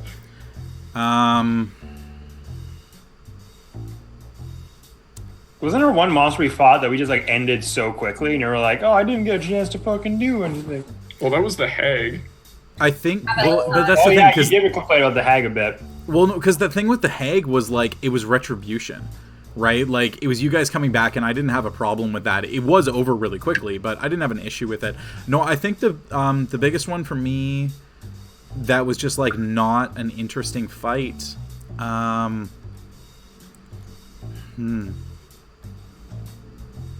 mean, it could also just be an encounter. Oh, no, you know what it was? It was you guys fighting the vampire spawn in the basement of the Amber Temple.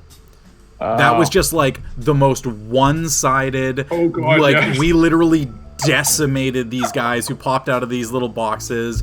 It wasn't fun for me to run it because I still had to run all the NPCs. I think I hit you like twice. Like it just wasn't even a challenge. Yeah. And it was that the fight that made you decide to take away the icon of Ravenloft. Oh no, that was already planned. Strahd was always going to try and take one item away from you. That was something that I had right from the beginning. But that was the one where it really cemented the fact that, oh, they have this. They don't even have the Sun Sword yet. And they're this powerful. Yeah, no. Like, let's fucking go. I will also say... one-shotted one of those spawn? Yeah, that was cool. You one-shot one of the spawn, yeah. I will also say, and this is straight up on me, I made a mistake. A big one that came back to bite me in the ass. So the icon of Ravenloft is not actually one of the items that is in your cards. That necklace that you opened up in the final tomb was actually supposed to be what you found. Right, the like Raven kind. That's what I was reading through the module, and I was like, I feel like this maybe is what we were supposed to get. And so that was just straight up, I misread what the item was that you were supposed to get. Now they're fairly equally powerful. The icon is definitely way stronger, but yeah, so that was just straight up a mistake on my part. But it didn't really impact anything because you had it taken away from you anyway. Right? Like, so whether you'd had the necklace or you had the icon, one of them was getting taken away, so I didn't feel like it impacted the overall storyline. But that was something that when I went back, I'm like, God, this is a really powerful fucking item. Why did they have to get this? Like, and I'm reading back through, like, the first 2 chapters in the book and go, oh, because they're not supposed to fucking get it. Okay. So yeah, so the place the icon was supposed to be is where you actually found it in Ravenloft. It was on that pedestal in the church with the guy draped over because he had tried to grab it. And a non-good creature who attempts to remove it from the... if an evil creature attempts to remove it from the plinth, they take... I think it was 12d10 necrotic damage. Nice. It evened out to like 88 damage or something ridiculous, and then they can actually try and remove it if they survive. Wow. So yeah, so it was actually supposed to be something that had you explored Ravenloft, you could have found it, and that was kind of why I just put it back there. right? Okay. Is that you had the ability to find it again because that's where it was supposed to be. So, Jordy, on that note, who was that guy with the drape, and what was his mace all about? Because you said it was sexy. Yeah, so he was actually carrying an item that's called the Mace of Terror. So the Mace of Terror, let me pull this one up. Where is it? Mace of Terror. Magic weapon has 3 charges. While holding it, you use an action to expend a charge to release a wave of terror. Each creature of your choice within 30 feet must succeed on a wisdom save or become frightened of you for a minute. While it is frightened, the creature must spend its turn trying to move as far away from you as possible. It can't willingly move towards you. It also can't take reactions. For its action, it can only use the dash action to try and escape from the effect that is currently affecting it. So essentially, it's just like you hold up the mace and you say to everybody, "Be scared of me," and they have to run 30 feet away from you and can't do anything else. I would hit a mechanism that caused it to scream uncontrollably and make people afraid. Yeah. So it's kind of a cool thing, but at the end of the day, it's also Press the button, but less actually screaming. Right. But yeah, at the end of the day, like, it's a really cool effect, but it's also just a mace. It doesn't have any bonuses to attack and damage rolls. It doesn't deal magical damage. So it's like a cool little trick, but it's not guaranteed to work. Yeah, Was it's like that- a fun party trick. Was the thing that it was holding booby trapped? Like if we went to go pick up the Nope. mace, with You could have just picked it up and walked out. Yeah, it was the dead guy's mace. He just leaned it up against the plinth in order to try and remove the icon, and then died trying to remove the icon. I remember Kaylee looking at that thing, being like, "I really want that, but I don't want He consequences." just picked it up and Yeah, walked I out. was like 75% sure that was the case, but I was like, the 25% is like not enough to risk it right now because we were on a real time crunch of forgetting out her. Yeah, like was- if that had caused him to reanimate or something, and you ended up having to have a fight with a bigger character, with the shape that you guys were in, that was really bad. Especially with what happened with the Doctor and the Banshee dropping to 0 hit points and burning so That many was things. rough. Yeah, Yeah, at that point, the most important thing was for us to get out of Ravenloft. yeah. How much So time- was he just like a regular dude, or was he like a power man? So he wasn't a power man. He did have like a stat block. I'm gonna see if I can find him really quick. I like that power man I'm has a big fan of Yeah, Power Man. he was very much just like a boring dude. Let me see if I can find him here. Paramon, and all I hear is power line. So the figure slumped on the altar is the remains of Gustav Herengast, a lawful evil human cleric who tried to obtain the icon of Ravenloft and did not survive the attempt. That's it. There's no other information about him. It's just that he's wearing a nice cloak and he's carrying a mace of terror. Oh, yo, Jordy, with that, talking about, old dead guys, what's up with those bones? Leo's bones? Oh yeah. That we Leo's went bones? we went and recovered Lady the Leo bone Walker's place. We found some bones and took them. Oh, from I read the about this. coffin guy. Oh, He's the guy who originally killed Strahd. yeah. Yo! Really? Yep. Okay. Whoa! What would have Look at happened these. if you didn't get those bones? Nothing.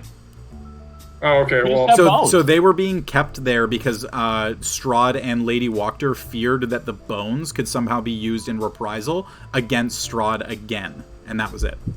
okay. Yeah. Interesting. Oh, I have a big question. What the fuck happened to Van Richten? Yeah. Oh. Yeah. That was on my list too. That was on my list. Yep. So Van Richten did as much research as he possibly could, spent as much time in the area as he possibly could because of his ring of mind shielding, was not able to be contacted or scryed on in any way. This guy. He was not part of the final fight. He never attempted to engage Strahd. He still exists. Oh, okay. Yeah! Well, I that's, thought okay. maybe he was in the dungeon and that because we didn't explore it fully, he just like went down with the ship. I thought about sticking him in one of the cells, but I figured, quite honestly, if you found him and released him, it was too much of a power swing in your favor. It would have been way too stacked. Exactly. And it was something where also, like, yes, he's a vampire hunter and he's a legendary one, but he'd only been there for a couple of weeks, right? Like, he might have stood a chance, but he needed a lot more time to explore, to find items, to find artifacts, and you guys had found them. So he never really found a way to be able to engage Strahd, so he was just very quietly residing in different places, staying out of view of Strahd, and hoping that you guys succeeded. It's always really weird to remember how much time we that's actually supportive. spent in there in game because it was like a month because the Mad Mage had been there for like a month before we got there. It wasn't like 30 years. It was like literally a month. Yeah. This guy had been in Barovia and gone crazy. So, but every minute in Barovia is 10 minutes in the prime material plane. So yeah, time stacks up real quick. When our characters get back, it's a year. It's been a year. Yeah. Wait, I have one. Yeah. That fucking lich that was in the dungeon David! that we called David. Yeah. What was his deal, and where would that hatch have gone to? Is he gonna come back? Like, could he come back? Okay, so he can't come back, and so I'll tell you his whole thing. So Dave is a lich. He's a full-on lich, but he had cast the Mind Blank spell on himself. Dude, this Mind Blank spell. Yeah, so he didn't remember anything about it because he assisted Strahd in ascending. Oh. And he didn't want to remember that because he essentially locked himself away from the prime material plane and essentially locked himself in the Amber Temple to guide or to hold on to the secrets that existed there. So the chest that was on the ceiling, had you opened it, there was nothing inside, and the floor would have dropped out beneath you, and you would have dropped to the floor below. It was a trap designed to lock you in a room that theoretically the doors would have been closed and locked from the outside, so it would have been a death sentence for anybody who had fallen through. But because the tomb had already been pillaged, you could have just walked right out again. So not much of an issue for you guys. But no, what there was that one door that you guys couldn't figure out how to open. I don't know if you remember this, but there was a secret door that you found that you couldn't find a button or anything to how to open, and the opening mechanism was a word that only he knew, but you could have found it by going around and looking in all the different areas. It was inscribed somewhere, and I'm trying to remember what it was. I think it was like his name or something, and what that would have been like executor or something. Yeah, I'm trying to remember quite honestly what it was. It's been a minute. It has been a minute. Yeah, I got it right here. I'm just gonna see if I can find it. Damn, that was wild. Like, do northwest balcony. And what about the books? The books were like, they had no words in yeah, them. they had no words. Yeah. They were all Braille. We just couldn't read Braille. If we had cast Greater Restoration on him, he would have gotten his memory back and been friendly to us and taken us all around the Amber Temple and showed us everything and summoned a book for us if we wanted to read it. Wow. Yeah. So the whole idea that you guys had of like casting Greater Restoration on him, and maybe that's gonna make him become a lich again, and he's gonna be super evil. Nope, he was designed to be a friendly NPC that would have done everything for you and warned you about all the traps and opened up all the rooms, done it all. Guy. Yeah. Well, my opinion on Dave's yeah, real Dave hours here, dude. My Dave. But we had pretty much gone through everything we wanted to get through by that point anyway. Yeah, there were only a couple of other things, really. It was mostly just some encounters downstairs. A couple of minor pieces of loot, but nothing really overwhelmingly great in any way. Mostly just a couple of scrolls. And the one thing that is really cool, though, is that his spellbook, if you had restored him and theoretically killed him, his spellbook has every spell in the player's handbook. Nice. So if you had a wizard, it was the ability to be able to transcribe any spell you wanted. Wow. Yeah. But Dude, pour one out for our backup characters. but this is the thing, is it's also very specific, right? You have to be a wizard, you have to be able to cast the spells and things like that. So you already also got a decent one because you took Patrina's spellbook, and hers has quite a few high-level spells in it as well. I got a general question for everyone, but what is everyone most looking forward to in this next chapter? Like for yourself as a player or like anything? I was talking to Jordy about this today. And like, I think I don't know, it's something that like, I mean, I think it'll probably resonate with everyone, but like, I think like legit ownership over a story and like our characters and like having something that's like inherently like unique to the stream, because like there were definitely people that were tuning in going like, oh shit, I'm playing Curse of Strahd, like, looks like fun, but I can't watch this. And I think it's going to be really cool for like people to kind of tune in and like have like but the majority of the characters that we're running into are ones unique to our story, and I think that's going to be really exciting. Yeah, I think for me, I'm really excited that I get to develop story with another player.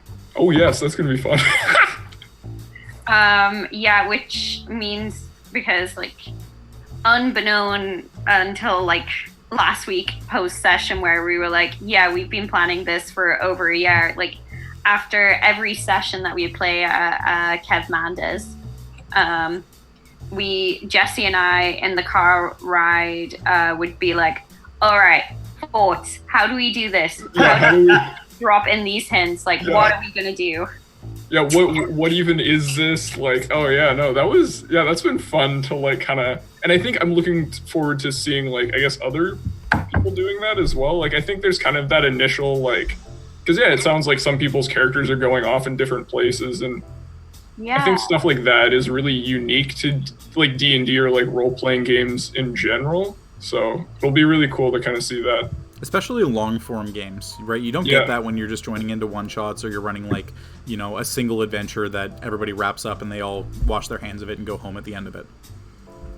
Yep. No, I'm definitely excited to like have, like, you can have real character growth and character arcs based on actual story as opposed to like you've written in that to your character. It's like, like that's what I'm most excited about going into this bigger world. We can have all of these things that have happened to us in Barovia, and that's kind of like our tie-in together. But I'm the most excited about being able to like actually source items and magical things. I'm pretty excited about that too. I've been wanting a bow that does magical damage since like the beginning. Oh my god! But you're already so stacked, Kaylee. Elif is so freaking stacked, and like I don't think she is that much. But maybe it's just hard to see it. You always feel your own character is weaker than they actually are. I think it's Elif clawing her way out of the pit of being a ranger and just becoming so fucking like cool and shit. I love that. It's funny because like I started the game. Sorry, this is a bit of a tangent, but like when we started, like I usually pick classes based on like stuff that appeals to me in real life. So I usually end up picking like druidy or rangery characters. So I'm like nature. And then I kind of got into it, and I was like, class feels like kind of weak and hard. And then I was reading on it, and I was like, oh.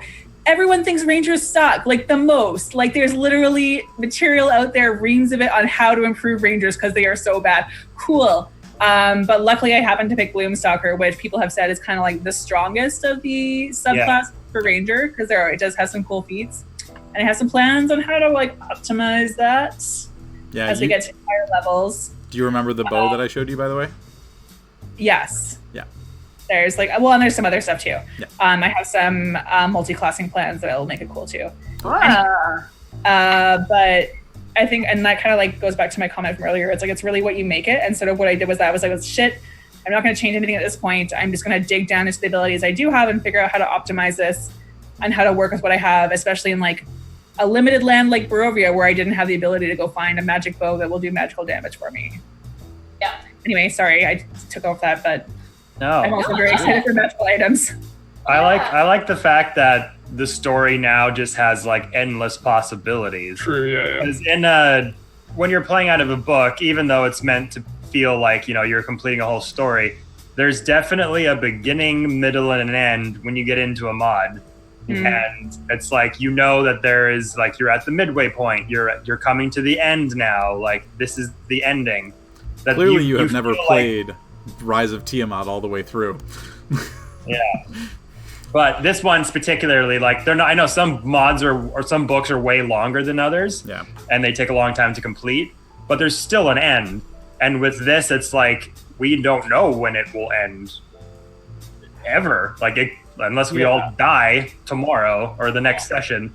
But it just has that infinite possibility factor that I'm the most excited about because I didn't take a lot of notes for the last game. Had like 2 or 3 people doing them so expertly that's like, I'm not going to find anything on my own that they don't already know.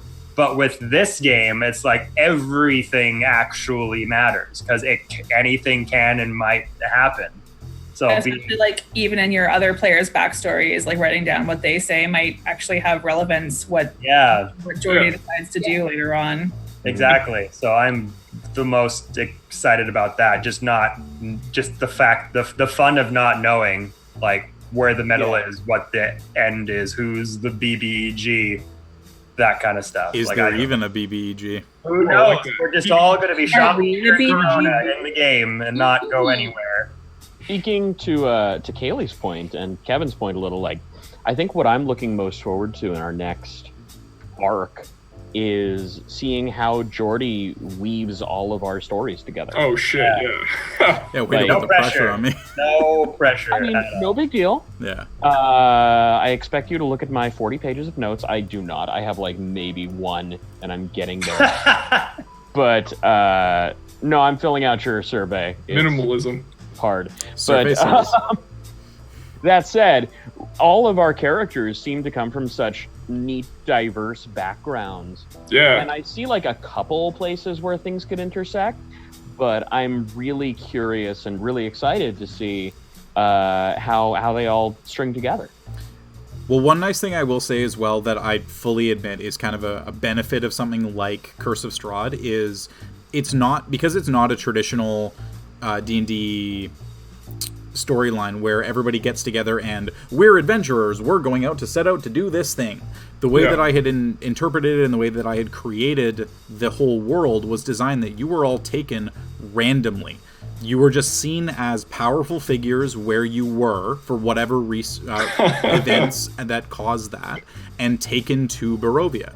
So I could take people that normally would not be in an adventuring party together and kind of smash them together to make it work.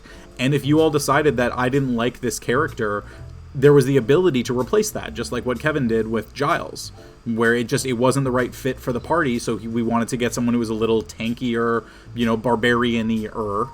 You were able to swap that out and end up going into the fighter side. That ended up having like this really awesome backstory that will allow you, now that we're out of Barovia, to be able to go to the plane of water, right? Aleth will allow us. Yeah. So excited. Well, and Aleth will be able to allow us to go into the Underdark, right? And have all these places that you can now go because your characters had these massive, diverse backstories, and you weren't united by a common goal. You were just forced to become friends or not, and it was up to you to decide if that worked or not. Mm-hmm.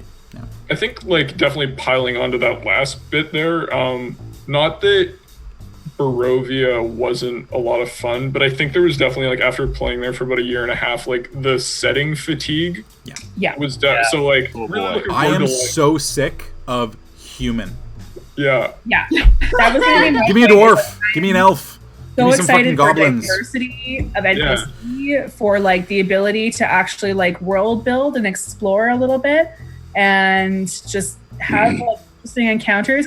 I was thinking like Barovia was like we were all these like cool high schoolers who were stuck in our small town, and we're like, oh, I just can't wait to get out of the small town and go to the big city and like do something cool. Yeah, and so that was my whole thought with this, is switching back to Faerun and back to the Sword Coast. Like, there are so many cities you can go to. You can go to full-on libraries that are their own city, right? The libraries at Candlekeep. Awesome. Go there, spend a whole day researching stuff, and I've got all these topics you can look into. Or I'm just going to bullshit my way through a conversation if you ask me something I don't have prepared.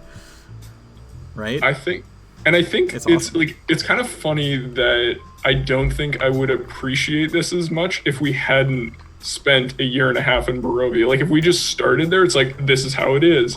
But like having that kind of like context, I think helps like as a player, but also like the story is a little more interesting because it's like them, hitting this big world and going like, oh my goodness. I also love it just as a for your character specifically, Jesse. Come from bigger cities and or places, maybe not Hope and less, but specifically we know not Leaf, that you've never really been to like a big town or anything. So Vallaki was the second town, or if we're not counting Barovia, the second town he's been in. Yes! It's not even even like that idea as for your character, like Yeah, getting the whole world literally opened up to you is going to be really interesting. just finding out what a brothel is for the first time in our it's gonna be wild. No, It's gonna be a fun adventure. You're gonna love you in there, that's for sure. Amazing. Baby's Okay. arm holding an apple. ever we need to talk about. Question about a random thing. Yeah. I was reading in the player's handbook. We returned the bones of Saint Markovia to Father Petrovich, right? Correct. Yeah. No, the bones of Saint Andrel. Oh, okay. Never mind. Yeah. Never mind. Okay. Oh shit! There was one item I forgot about. Yeah, because so Saint Markovia was in Strahd's dungeon, right? So yeah, I believe the thigh bone was in Strahd's dungeon. Yeah. Okay. Or in that the was crypts. Yeah, in the crypts. And so so there was one other item, which was I think it's the thigh bone of Saint Markovia. Saint Markovia's thigh bone, and it's literally just a club, but it's made of somebody's femur. When you hit a fiend or undead creature with this magic weapon, they take an extra 2d6 radiant damage. If it has 25 hit points or fewer after taking it, it has to make a wisdom saving throw or instantly be destroyed. Whoa! Even on a That could've successful been the French save, Club. if you hit it, it becomes frightened until your next turn, and while you hold it, it sheds bright light and dim light. Fuck. Yeah. That's cool. Yeah, so it would literally just be like you're holding someone's thigh bone, using it as a club, and if you hit an undead with it, the thing just sparks radiant energy and impacts it across their body. Could have got that Fred Flintstone aesthetic. Yeah. Supposed to, like, whisper to us, take my bones, adventurers. Yeah, it was super awkward. When I saw that item, I'm like, this is weird. I'm just going to use a femur and whack Strahd with it. Yeah, but anyway. Ooh. Yeah, actually, Jordy, because we touched on a lot of the things already in this like conversation, things that I wanted to question about.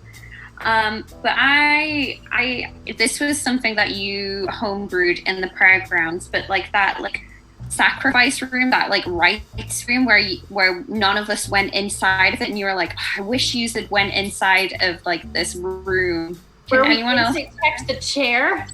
Yeah, where there was like a single chair. Oh, and it was, like, yeah! Like, it was like Yeah! you were like, no one went in it because we were all too like scared to. So, if I'm not mistaken, you went back to the room with the chair. We did. Yeah, and you took a step inside and you saw the pristineness of it faded, and you saw the blood scattered everywhere, and you kind of realized that this was somewhere that had a glamour spell cast, essentially an image, illusion spell cast to make it look like it was just a clean room, when in reality it was a summoning room where demons had been summoned in, sacrificing a lot of the cult followers of Lady Wachter. Was that what you were talking about, Emmer, or was it something else? Yeah, I'd kind of forgotten that we revealed what actually happened in the game, but it was just, I remember it kind of being like a bit of a moment, but obviously that was a moment too. Like, you came up with some really cool shit, Jordy. You came up with some very cool stuff. It was cool for me because, like, all of that had to be improv'd because of the things that you did. And Kaylee, this went to your thing of, how much do you actually prep for a session? Or do you just let your characters do stuff and then just be like, yeah, that sounds cool, let's do that. And like, that was basically that. Like, you guys got to Vallaki, you burned down a house, he was going to hold you to a trial, and I'm like, okay, well, they're just going to kill a whole bunch of people and escape the city. You're like, nope, we're going to be law-abiding citizens, we're going to do this. And I was like, okay. And they're like, but we want to prove to them that we're good law-abiding citizens. How do we do that? I'm like, there's a shield in an old prayer grounds outside the village. Go! And then I just fucking, all of that was just improv. Nice. The shield was like So, funnily enough, the field was adapted from a an area called Thunder Tree, which is part of a different storyline that I had run before, because I needed a map that I could like kind of walk you guys through. And so I just kind of cut out a whole bunch of stuff, and it was vaguely, loosely based on that. But the addition and the major change there was like that giant tree that attacked when Leaf stuck its hand into it. That was all homebrewed. Having the second floor be like really shaky and skittery, and then the shield be stuck on the wall, and you have to forcibly rip it off there. That was all homebrewed. So yeah, so all of that was just kind of off the cuff. You guys gave me like a week's notice, and I just wrote it all. So all the cool stuff was homebrewed. And this is the fun part, is like a lot of the stuff that's in the book was definitely really cool, but it's kind of neat like for me to go back and be like, oh, you guys really enjoyed that? Oh, that's really nice. Thanks. That was all me. Yeah. So that was fun. All right. Is there anything else? Yeah, I got a few. Yeah. I got one for Jordy. So you'd mentioned in that fight, the final fight with Strahd, that you had anticipated that Allura was going to die, or at the very least go down in the fight. Yes. Who else, in your opinion, has really succeeded at evading death throughout this campaign? Succeeded at evading death? I was going to say, barring, I mean, I guess Alith has, like, succumbed a couple of times. Luckily it didn't take. Yeah, I would say, quite honestly, succeeded at avoiding death overall is Les. Like, there have been a couple of times when Les should have fucking died. Jumping into the skull, soloing of, like, Baba Lysaga. Are you fucking kidding me? Nope. Some awesome rolls and tumble out and slam her onto the ground, and then I get my multi-attacks with my X-Surge. I'm like, fuck, that should have been a kill. Like, he should have died. And then there was the whole sequence in Death House, like way back at the beginning of the campaign when Les was there, that with the kids and everything, that like Alith ended up going down and Les charged out to try and find her and just didn't die. And I'm like, fuck, like what do I have to do to kill this fucking guy? And so in the final fight, it was going to be Strahd was going to turn him on you guys, and then it was going to be the reverse of Les is going to hurt a lot of you guys, and then Strahd's going to turn to him and kill him. And he resisted the effect. And I was like, you mother... That's 3 times now. So, yeah. Can't catch this. Yeah. So, Actually, can't kill me. We got fish. Into the development of Les, like remember like the beginning of Les where he would do stupid shit like acrobatics out of a tree and then hurt himself. In the beginning, like 3 sessions before the end, he just fucking goes off on Strahd and then sits down for a whole fight. There was a lot of development in between that game. Yeah, just like the fact that like you were always kind of doing some stupid shit, and to begin with, not pay off for you. Until the final fight. Until it does.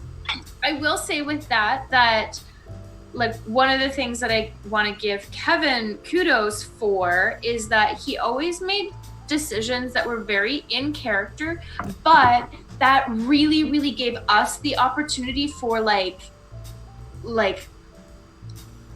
healthy conflict within the group. Oh yeah. And it like he really drove character interactions in a more interesting and fun way that was not like the normal just kind of like bonding or like we're mad at you because you did something wrong. It was more of like, no, like we're a group and like we want you to be safe and make decisions that are safe for the group. It was really I found that you were really good at making, number one, driving story and like moving us forward, and number 2, like giving us really good character interactions. Yeah. And I just definitely between like Kevin and Jesse, like I gotta give you guys props for playing the heel, and this is coming from the guy who plays like the big lovable guy, so thank you for taking that role. Yeah, although I have to say, like, I would say I completely agree with Amanda, except for the one moment where Les punched Cinnamon. That was when it went too far. That for me was like unacceptable. Fuck the whole. So I actually, that will lead into my first question for all of you. Ooh, okay. What was each of your least favorite interaction in the world. It doesn't have to be with each other, but with any character. Whether that's NPC, with each other, just some kind of thing that happened that really left a sour taste in your mouth. So Yeah, as I just said, Les punching Cinnamon. yeah. I was so mad. Like, Cinnamon was good. Cinnamon's a good horse. I don't think it left a sour taste in my mouth, but well, maybe it left a sour taste in my mouth. But when Allura could not get up that motherfucking rope, Oh my god, that was so The heist. like Allura was mad, but Amanda was way more mad. Went full on Tom and Jerry. Yeah, that was great. All right, Yep, the that's heist Amanda. after was great. Thank you, Elise, for pulling me up. It was so good. All right, anybody else? Alith and probably Kaylee a little bit too was very mad when Les kicked the doors in the Amber Temple and we all got fried by the fireball. Oh yeah, that was a Yeah, good one. that was, Like- That was early too. I think, at least on my end, Apologize for nothing. definitely playing a character that doesn't, I don't know, that wasn't like super social or like super charismatic. Like, definitely there being some instances where I was just like, as like a, like out of character, I would love to be like talking through this and like, you know, sort of engaging, but just like realizing you just got to sit there and go like, this isn't me, like this isn't what I would do. So there were a few, like there was sort of that stretch, basically from burning down the house and getting out of the trial, where like Leaf really didn't do anything, and like that's fine, like that's like totally, but definitely like recognizing like this is not my place in the game. That will come soon. Man. All right, Jesse, Kevin. Question, Brody. Like I nothing really like left a sour taste in my mouth, especially being as this is my first like real D&D experience. I was just kind of taking things in stride. I think the fact that the Burgomaster of Vallaki turned out to be kind of a cool dude Yeah. when we were first introduced to him, fucking running a like what's the term for when you pull someone behind a horse on the ground? Like Yeah. torturing. That's the Yeah. one. Just torturing this guy who laughed at him, I think was I kind of forgot about that. kind of a 180 for me. So Yeah, I yeah, also definitely thought Isaac was going to be more of a dick than he was. Yeah. and the big thing for them, the emotion that I wanted to convey for them is that they were just jaded. Right, they had seen adventurers come through, promise all these things in the past, and all of them either died or they ended up getting turned by Strahd in some way and then ended up attacking the village. Like, he didn't want to deal with any of your shit. He wanted you out of the village. If you were going to be a problem, they were going to prosecute you and exile you, and that's it. And he was just kind of indifferent. Like, Isaac was a little bit more over the top, but, like, they were always designed, in my eyes, to be, like, not super key characters, because his son was the more important one, right? He was the one that would actually be of any real significance to you. And so this is going to go back, because I think we chatted about this already, but my whole homebrew switch is that Stella, Lady Walker's daughter, was supposed to be your companion in the fight against Strahd. Can she do anything? No. No. She is a random NPC with 10 hit points, an AC of 10, and no ability to use weapons. Oh, That would have good. been great. Yeah, and so that was so as soon as you drew that card and I looked up what all the cards meant and I was like planning out like, okay, how is she going to do this? Is she going to like inherit some stuff from her mother? But she's a commoner, like at best she's a noble. You know, that's not really going to do too much. And then I read the whole thing about her the Burgomaster's son being in with it. So the original storyline is that the Burgomaster's son was in league with Lady Wachter to basically torture her daughter and like force marriage out of everything. And I was like, this like is just weird. Like, it doesn't make sense. Wasn't like her madness originally because Victor was mean to her and said he didn't want to marry her? Yep. That was the original thing, is that she went insane because Victor was mad at her. This was like a way better. Doesn't like women. Yeah. And so that was my thought, is that no, they actually were in love, and she went mad because her mother was performing demon summoning experiments on her. Oh, and by the way, the whole demon summoning thing, not in the book. That's all 100% me. Really? That fight was so cool in the basement. Cool Yeah, fight. so the demon summoning was actually that Strahd gave Lady Wachter a fake demon summoning book, but told her it was real to kind of like keep her going and have her continue to follow him, because he kept promising her power, when in reality she was doing nothing. And I'm like, you know what? No, that's boring. Fuck it. She can summon demons. Like, yeah, do it up. Like, she's gonna summon this Galabrezu, and that's gonna fight, and that's why her daughter went insane, is because she was using her daughter to summon these demonic entities that every time they got summoned were like just penetrating her daughter's mind more and more, and like getting her more and more messed up. It was bad. So I was like, fuck it, we're gonna go that route. And I thought that way, when Stella was the one who actually was rescued, leading you to a character who is an established mage, who has actually tried to do things that are for the betterment of the village but is misunderstood, is a much better outcome. It also gave a lot of like narrative weight when we're like, you know, we save this person and then we're taking this other person that, you know, from them to fight Strahd. So like there was that inherent investment of like, we want to keep him alive, you know, we helped this person out and then we're just going to ruin their life again. Yeah, exactly. We don't want the guy that, you know, has not seen the woman he loved for 3 years when they were reunited for 3 weeks. You're not going to lead him to his death, right? You feel some kind of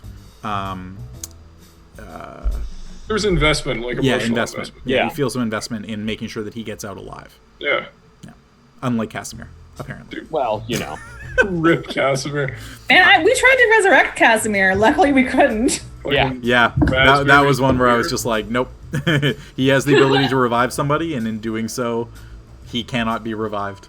Okay. So, this is kind of a question kind of on that tone. So Casimir, had we been able to bring him back, and had he brought Patrina back, yep, what would she have done with Strahd dead? So this is kind of an interesting one, because I had looked into that idea. If he had survived, Strahd was dead, and you found the tomb, he would have still wanted to resurrect her. Of course. Now, the thing with her is that I had decided it was going to go one of two directions, and I was still kind of waffling on it a little bit. And I was going to make the final decision after the Strahd fight, which thankfully he didn't survive, so I didn't end up having to make it. The two directions were going to be similar to what ended up happening with Jensen, where technically speaking, he is a vampire spawn, right? So vampire spawn are indebted to their masters. They follow the whims of their masters, but they do have some degree of free will. In Jensen's case, once his master was killed, he actually had a legitimate, proper attachment to Strahd of his own accord. It was not a forced attachment. So him escaping, he actually legitimately fucking hates you guys. You took away everything from him. You took away his home. You took away the love of his life. You took away every instance of the life that he had.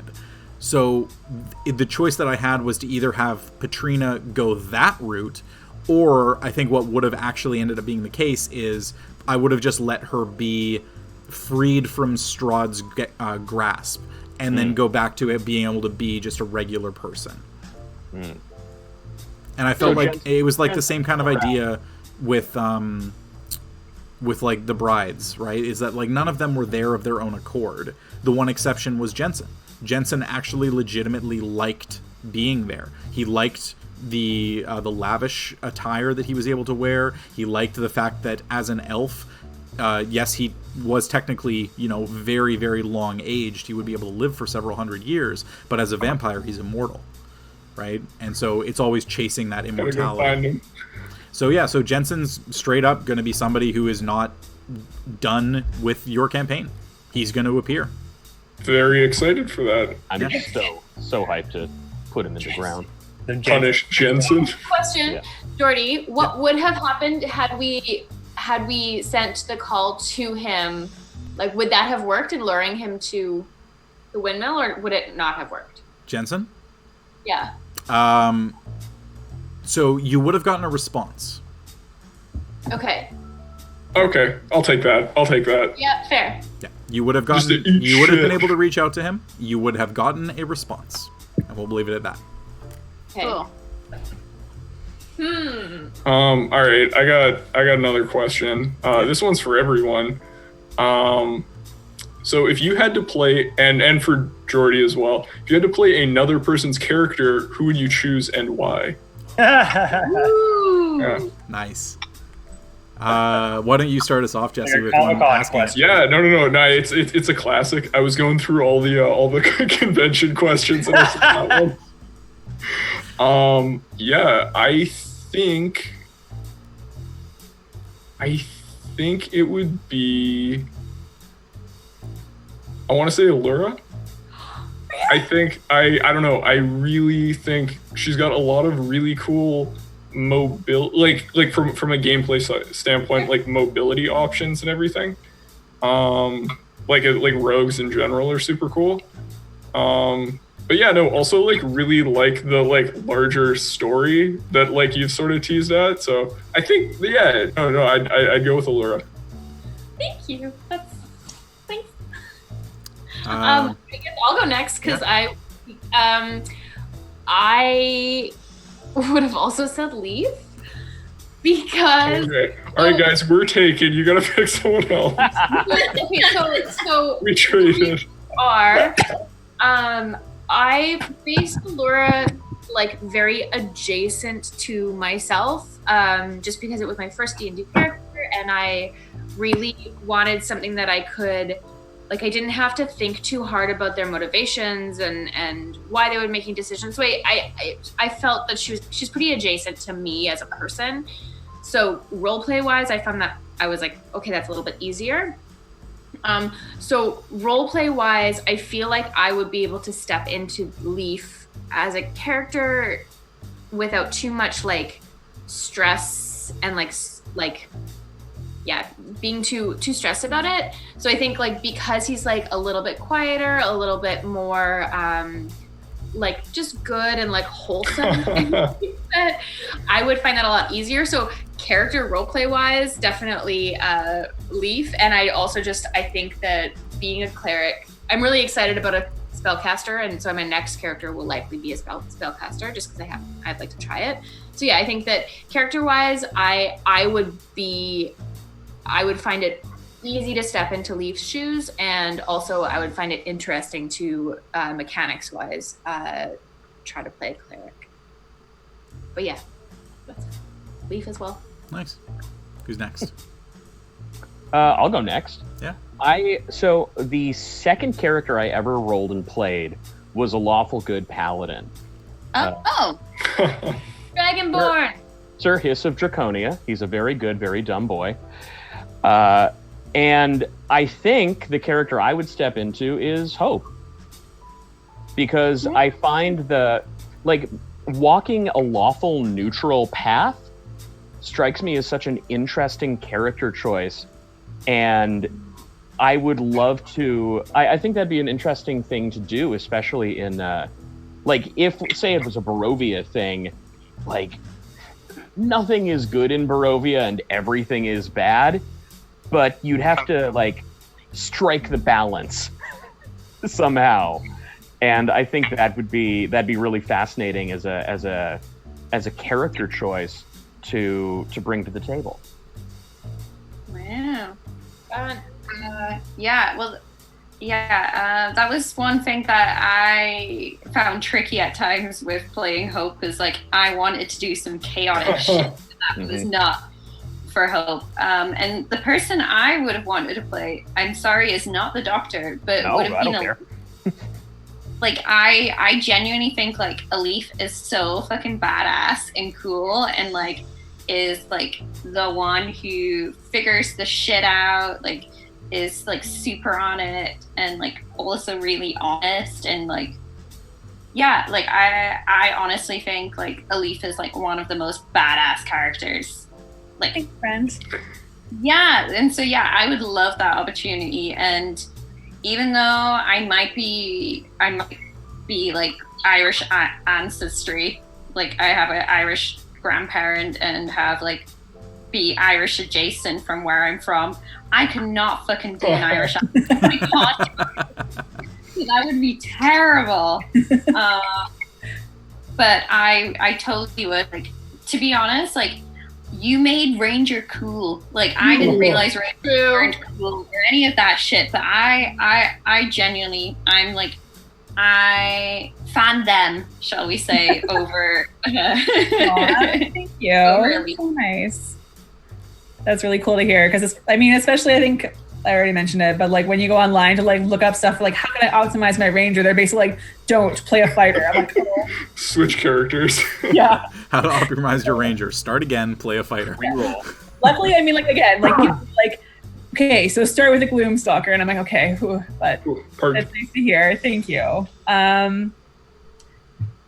For mine, I think probably I would play Leaf.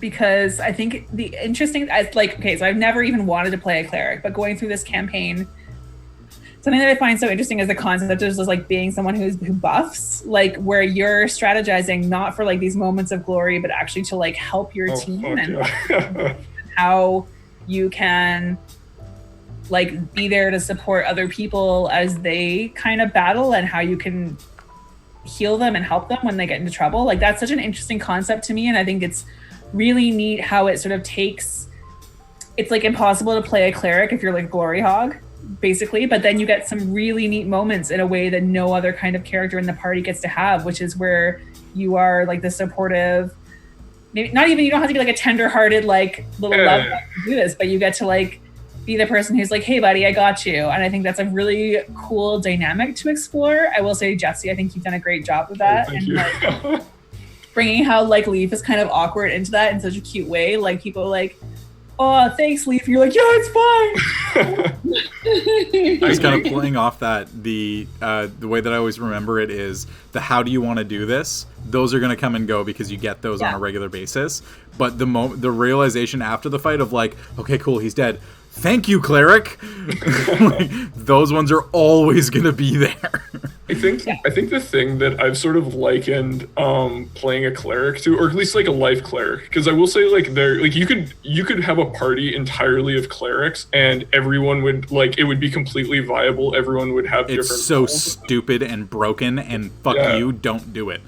Yeah, clerics are so cool, but yeah, like specifically like life clerics, I'd liken it to playing like the goalie on a team, because like you're sort of there, you're like, you're buffing all the like shots are coming in, you're just you're stopping them, but the minute you let like when there's like a breakaway or something and it's just you and like someone's dead, and like if you don't bring them back, like everyone's like, oh my god, they didn't come back, and you're sitting there going, I didn't do my job. And it's this like it's super interesting because like you also have the flip side of like it's kind of like this 0 to 60 where you're like constantly keeping everyone like good and like having these great moments and everything, and then you have like these like where you're just like pulled into the forefront of like, my character that I spent all this time on is going to die, and that's like narrative conflict outside of the game. Like, are you going to bring him back?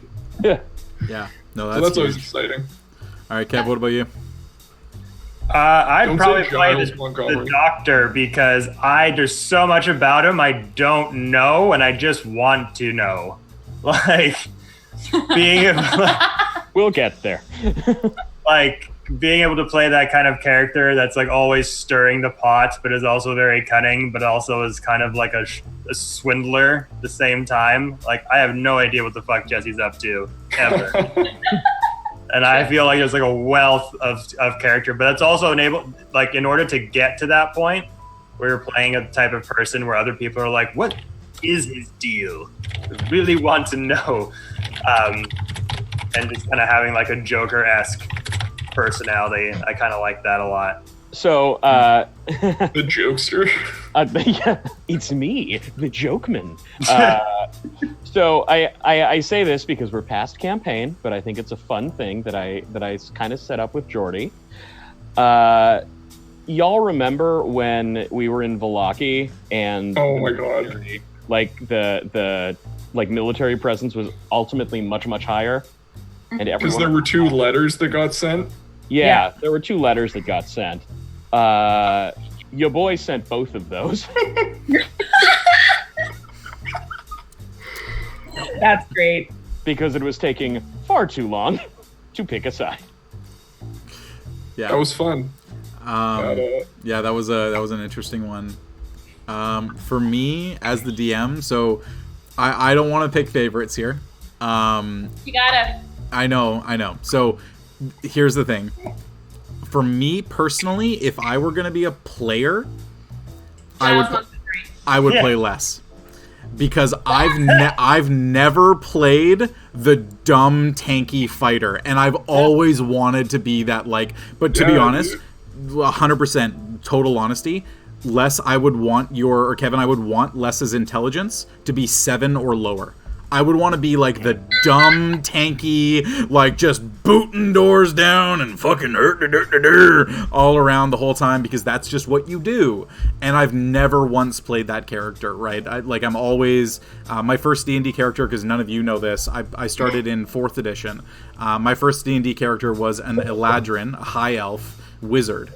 And the Eladrin wizard that I played, I min-maxed my stats. I tried to win D&D.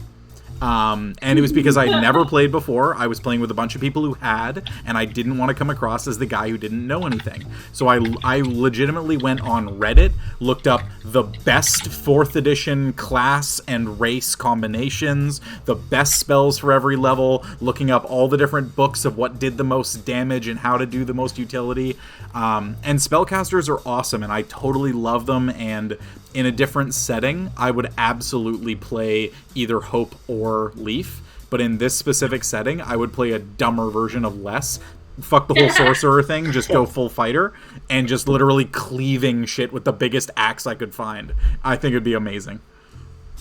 Yeah, because I'm still a touch bitter that I missed out on the Battle Royale, because I don't think Jordy said this on camera. No, I never did. I would love Jordy to what he said So, about.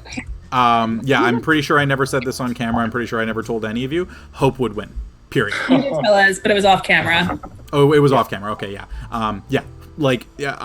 A paladin that can heal for, 40 hit points at that time or something. Just like action, 40 hit points, half my health is back. I've got a super high AC. I can just cleave through people using spell slots for damage. The only thing really that would have been the detriment is, to be honest, what happened, where Allura and Les ran to the same building and the 3 ranged characters went across the map. And then we're like, alliance, okay. And like just created a 3-way alliance. And I think that was the only way that Hope would have lost, which kind of would have ended up happening. So I'll keep that in mind for the next Battle Royale. I think the next one as well, I'm gonna make the map a little bit more square and a little bit more interesting. Oh. Yeah. Spicy. Once we get back to that. We get to get back to our 3D map soon. Yeah. But yeah, for me An personally. alliance with Hope. Who wouldn't want an alliance with Hope when they're Jordy's #1 pick? But maybe that's the reason why you don't want to alliance with Hope. Yeah, no, we're all gonna alliance against you. And Kill the paladin first, then we kill each other. Information has made it more dangerous for Hope. Yeah. Spooky. yeah. But yeah, for me personally, going back to the original question, I would 100%. I just play a dumber version of Les and not go down the sorcerer route beyond what you already have. I like the cantrips ability, just, have like a little bit of ice damage here and there kind of thing. But I think that would be so cool. Just like dumb Triton fighter, let's fucking go. I'm going to be fighting. Going through and just smashing stuff. I think it'd be great. I love it. Oh yeah, I got my 2nd level in sorcerer, so I get even more spells and sorcery points. Sorcery points is the big one. The 2 nerdiest words that exist in D&D. You get, Wow. you Yeah. get that meta magic going. Oh boy. Yeah, I can I think I looked it up a long time ago, but I'm gonna relook up everything for leveling up. But You can use the sorcery points to like use a 3rd level spell or reuse a 2nd level one or something like that. Well, Like, there's a like bunch of a different ways you can spell. use them. You can use them to quicken a spell, so you can make an action spell a bonus action, which is huge for you, because then you can go multi-attack hit twice, action surge, multi-attack hit twice, and then bonus action a spell. So that's super cool. There's a lot of different ways to take it. Sorcerer is a really, really cool one, but, you know, I got it from my sugar daddy, right? 'Cause Who I don't know who it is. That fucking dragon keeps Actually, appearing in my dreams. I kind of realized that all the Who magic hell is casters, this person? all the magic casters in this campaign, as far as I'm aware, we've all, like, no one actually, like, worked and studied. It's all we prayed, made a deal, have some ancestral Yes, shit. that's right. Exactly. Well, because, I mean, to be honest, who actually plays a wizard? Like, really? Who wants to be the nerd who's carrying around a little satchel with bat shit in it? Liam O'Brien.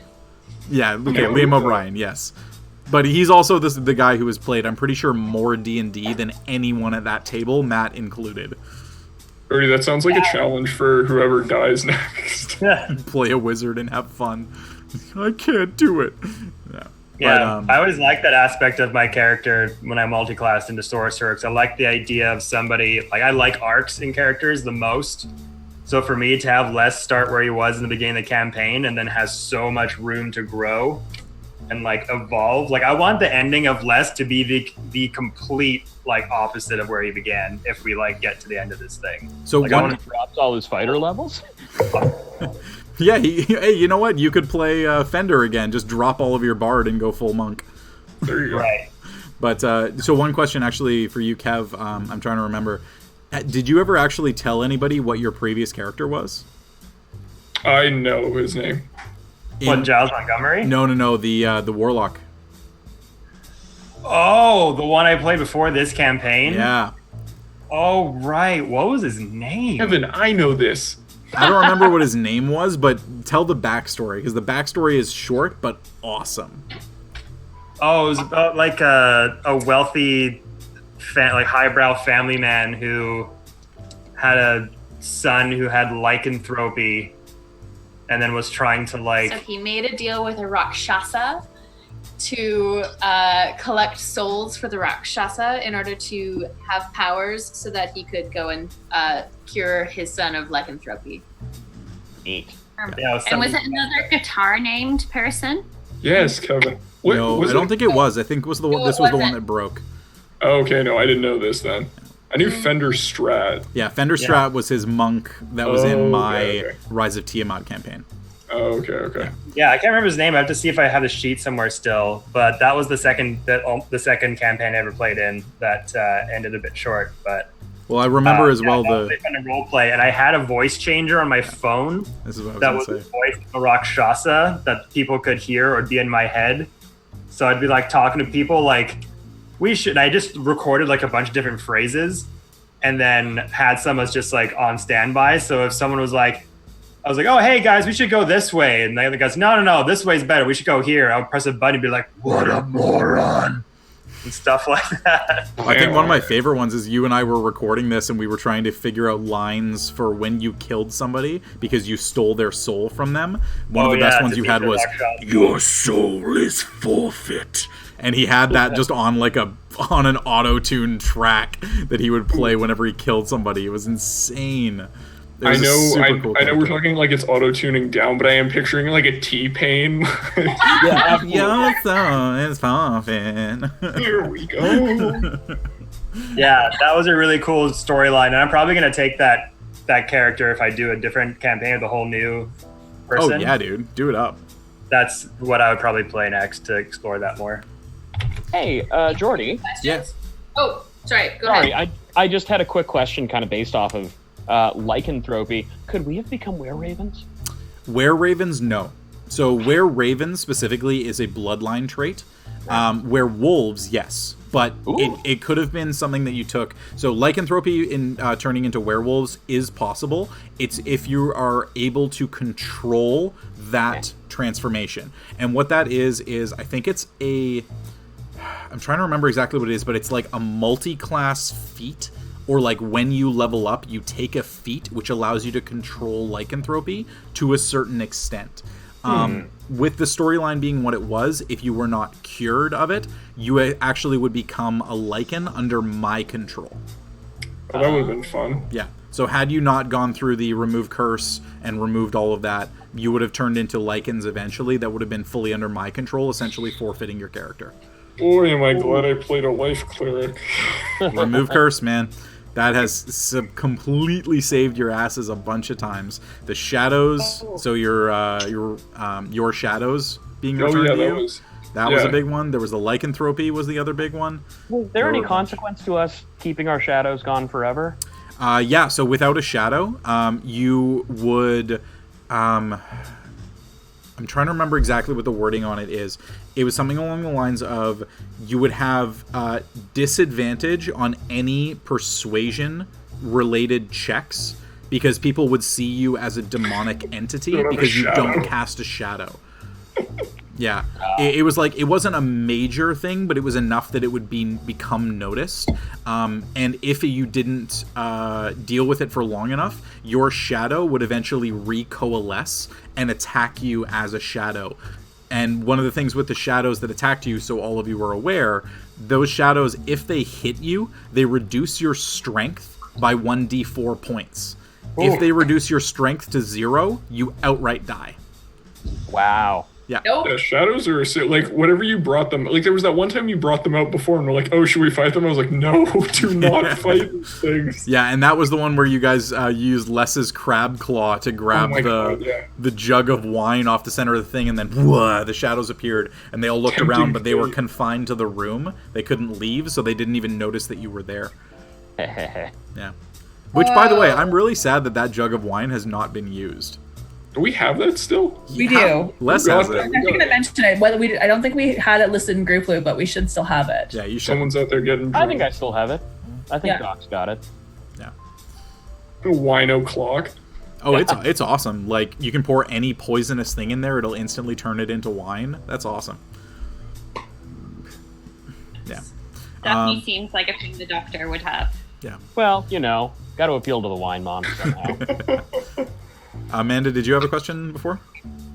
No, I was just seeing if anyone else had any more questions. Okay. It sounds like you got a whole list. That was my last one, asking about other other people's characters. All right, well, I'll jump in for one, kind of the converse to what I had before. What was all of your favorite moment for your specific character throughout the whole campaign? Ooh. Yeah, and this is a big one, obviously, because you all had some pretty epic moments. I already said it. Mine is when Leaf managed to actually use that spell to chase down Rahad, even though he had a head start and he was super fast, and then made that shot that took him down as he was riding away on a nightmare steed. That was so epic. Moment. Yeah, That was definitely. pretty dope. We did get one quick question in the chat while you're all thinking of this. Because I'm pretty sure I know the truth of this. Jesse, Inakala, Emmer, and Amanda, you had never played D&D before, right? Correct. But Kaylee, Jesse Shaw, and Kevin had. When I was in high school, I played 2nd edition and 3rd edition, and that was the last time I played D&D. But I had, at this point when we started this game, I had been doing a campaign with my partner for Zweihander, which is sort of like an indie RPG, TTRPG, which is really great. Kind of like, it's like D&D, but more grim and less magic, like a lot more consequences. So it's a cool one to check out. But so I had, way back when I had some D&D experience. I did have some TTRPG experience, but this was definitely my first time doing 5th edition. Yeah, like a full long form campaign kind of thing. Yeah. Okay. And it was definitely the first time doing it every week. My partner's campaign was drop in, drop out kind of thing. And this was the first time I was like, okay, I'm going to see these people every week for as long as ever. And so that was kind of a cool thing to actually commit to. I think that was something that I find really interesting about watching earlier parts of the stream, but there's this inherent organic aspect to the actual party coming together, because no one really knew everyone. I only knew Kevin starting this, and it's been really interesting, like seeing like the party and inherently like the group playing come together. It's been cool, and like sort of the dynamics that come out of that, because there's definitely things that like I wouldn't have wanted to explore like narratively day one with people that I'd only played one game with, so that was really cool. Yeah, definitely. And same thing for me. I mean, before this, Amanda, I think I'd met you like twice, once of which was when we dropped off Costco and you yelled at Kevin for spending so much money. I love that story so much. That was one of my favorite stories ever. But yeah, like Kevin and I have known each other for a couple of years by this point. We'd been to, some other stuff and had always wanted to get a group together, but either never had the right mix of people or we could just never really find anything to make it work. But in my thing, like the one really big, feather in my cap is I've run 2 campaigns, one to completion through 3 full modules, and another one to completion of 1 module, and I'm now going homebrew. And that's been 5 years of my life, 4 years of my life, and I've only ever actually had 2 groups, which is like unheard of. Obviously one-shots aside.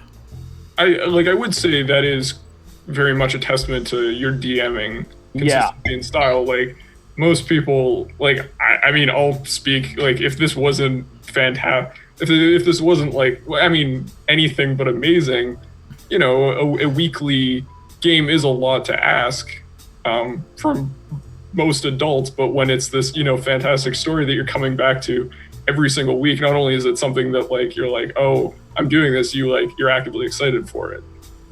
Yeah, and that's what I always want to bring to the table. Like, when I sit down at a table, I want to actively be excited to be there. If I feel like it's a job for me to be at the table, I'm going to take a week off because I don't want you guys to see me at that thing where I'm like, oh, he's not feeling it anymore. We should start meeting less. It's like, no, I'm just going to tell you, it's too busy at work. I need to take a bit of a break kind of thing. And I feel like that's what we've been doing, and we've been doing it really well. When we need to take a break, we communicate that effectively to each other. We do what's best for our own mental health, and we take time off. And that's how a group stays together. Yep. Yeah. All right. Yeah. Anyway, so we'll jump back to me. So, Kaylee, you had said what your favorite moment was. Yeah. Who wants to? I was going to say I can kick it. I think there were some really small character moments that like I really liked doing, like any sort of sending stuff with Leaf's granny. I thought it was really cool to kind of like, because I started the character with that in mind. So it was definitely kind of cool. I really like that as sort of a way to start to kind of like peel the edge of Barovia away and be like, there's more to this. Like, I'm really excited about sort of exploring that. And it was really fun to, I think specifically the one time where like before we went into Ravenloft, I had this like letter that I like full drafted and said to you, I'm like, just so you can prep a response to this because it's kind of heavy. But then like also just like smaller, or not smaller, but like fight wise, I think the fight with the was it the like all the poop druids and stuff? There was this one point where Strahd made I tried to do a like charm person or something on Leaf, and he resisted it, and he said like come here or something, and I resisted it and then like ran at Strahd to like swing at him to stop him from fighting Hope. And like that was probably the point in the campaign for me that I was like, I feel genuinely like a hero right now. I'm doing cool shit, and that was so cool. Hope was down. Yeah, that was definitely like a highlight for me. Oh, Awesome. And I think by then, like, Emma, we'd been planning that for like already 6 months. So I'm like, this ruins our plan. I need to get in the middle of this. Yeah. Anybody else? Boy, Jordy, you got good questions, man.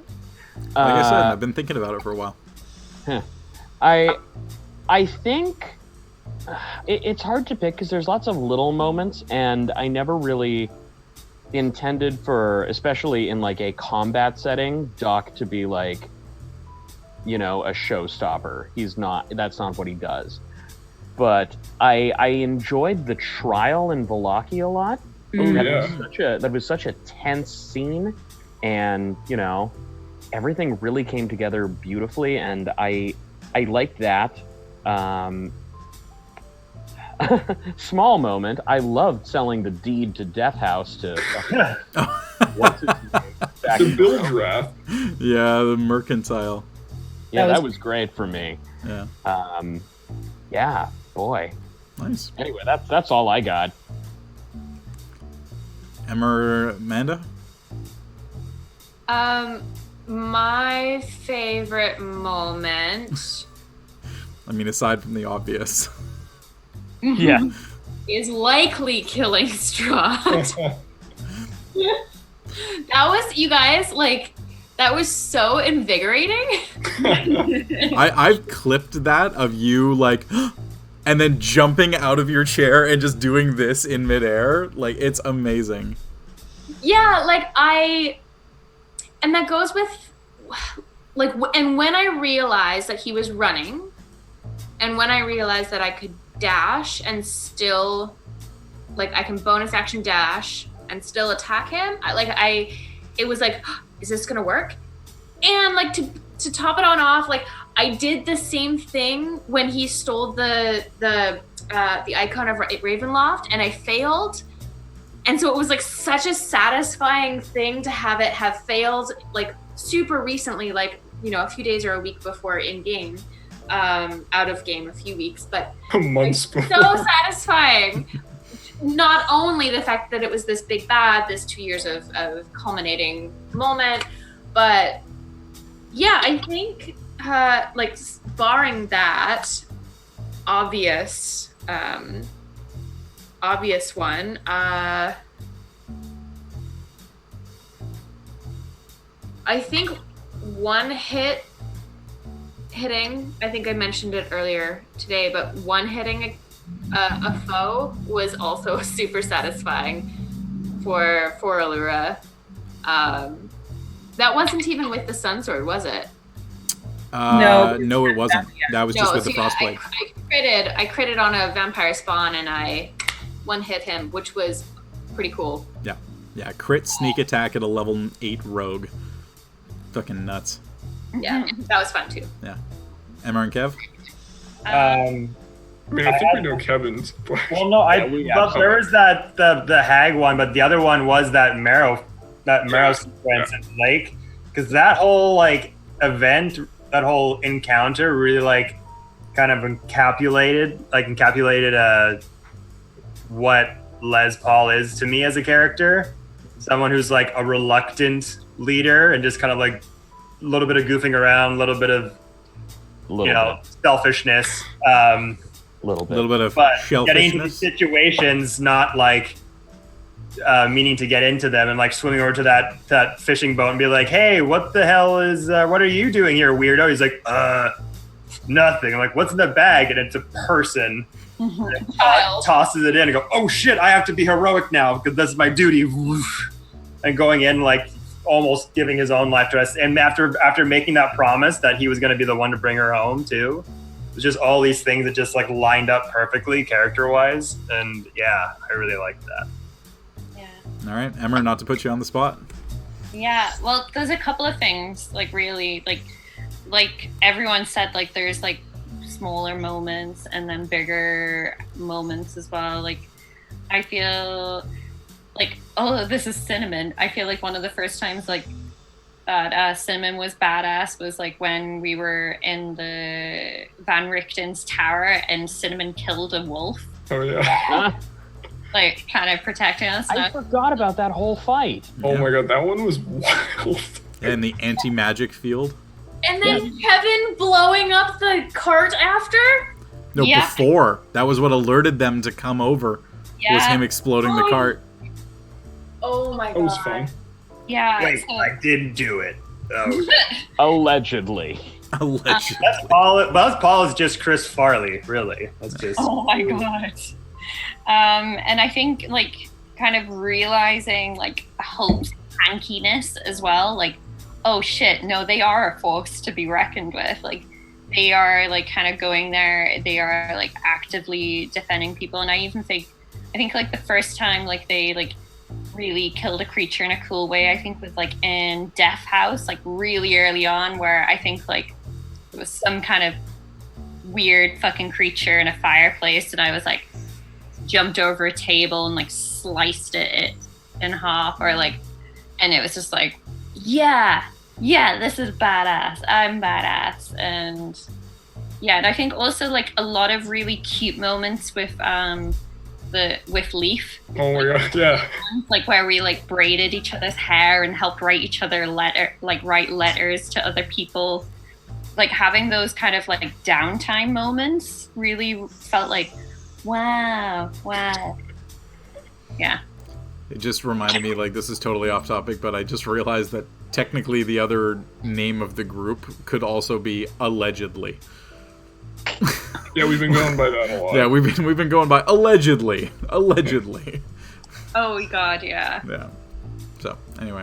The mighty allegedly. I just thought of another really cool moment that I thought of earlier and spaced, and then just remembered that I really loved was in the Coffin Makers when I had the thought of, oh yeah, yes, the fucking wall to get the sunlight in to kill the vampire. To give you an escape route as well. Yeah. That was really fucking cool. Oh, I have another small moment, but it was like at the very beginning of Valaki, before the trial even happened, and I fought in that tournament because like I want to fight, and then we had a tournament, and I got all the way to the final round, and then it was with Kai, and they beat the like crap out of me. Yeah, and like that being like, you know, that being taken down a peg. Yeah, the character growth moment was so good. I loved it so much. Your shield back as well, didn't I? Or was it Trident? Because I lost the weapon, and then you fought Kai, I think. That was awesome. Yeah, and they agreed to just settle. And that also was like, oh, this is so good. This is palpable character backstory. Yes. I love it. Character backstory crackers. That whole sequence with Kai and Hope and me, that just like, I'm better than everybody. No, you're not. And I'm going to like slap you too and take this back and give it to you. Idiot. It's so much fun to go back through a campaign and just like take the little member berries and remember this moment. Oh, remember that moment. Oh, that was so good. Remember this. Yeah, we could go for a while on this one. Oh yeah, it was awesome. Amazing. Our DM threw backstory at me, then a dragon at me. That happens. Yeah, that's actually the one thing you guys have not faced is you have not actually faced a dragon. Yeah, wait, didn't we? Briefly. At the tower. Little baby one. It didn't even attack you. But it did face us. It did face you, technically, yes. But I don't know about you guys, but I'm getting a little tired. Yeah, we're at our same wrap-up point. I'm actually happy. We got through 3 hours of questions, which I did not expect. Go this long. Yeah, it was awesome. Like 8. Jordy was like, it'll be probably like a pretty short stream. Yeah, you know, maybe play some video games or something afterwards. Like, nope, 3 hours. That's We must know all. But yeah, guys, I am very, very excited for the next chapter and to continue playing with all y'all. Agreed. It's gonna be fun. All right, we're going to play our opening one more time just to get everybody all hyped up, and then we'll say goodnight for the... Ring it out. All right, we'll see you guys back here in 1 minute.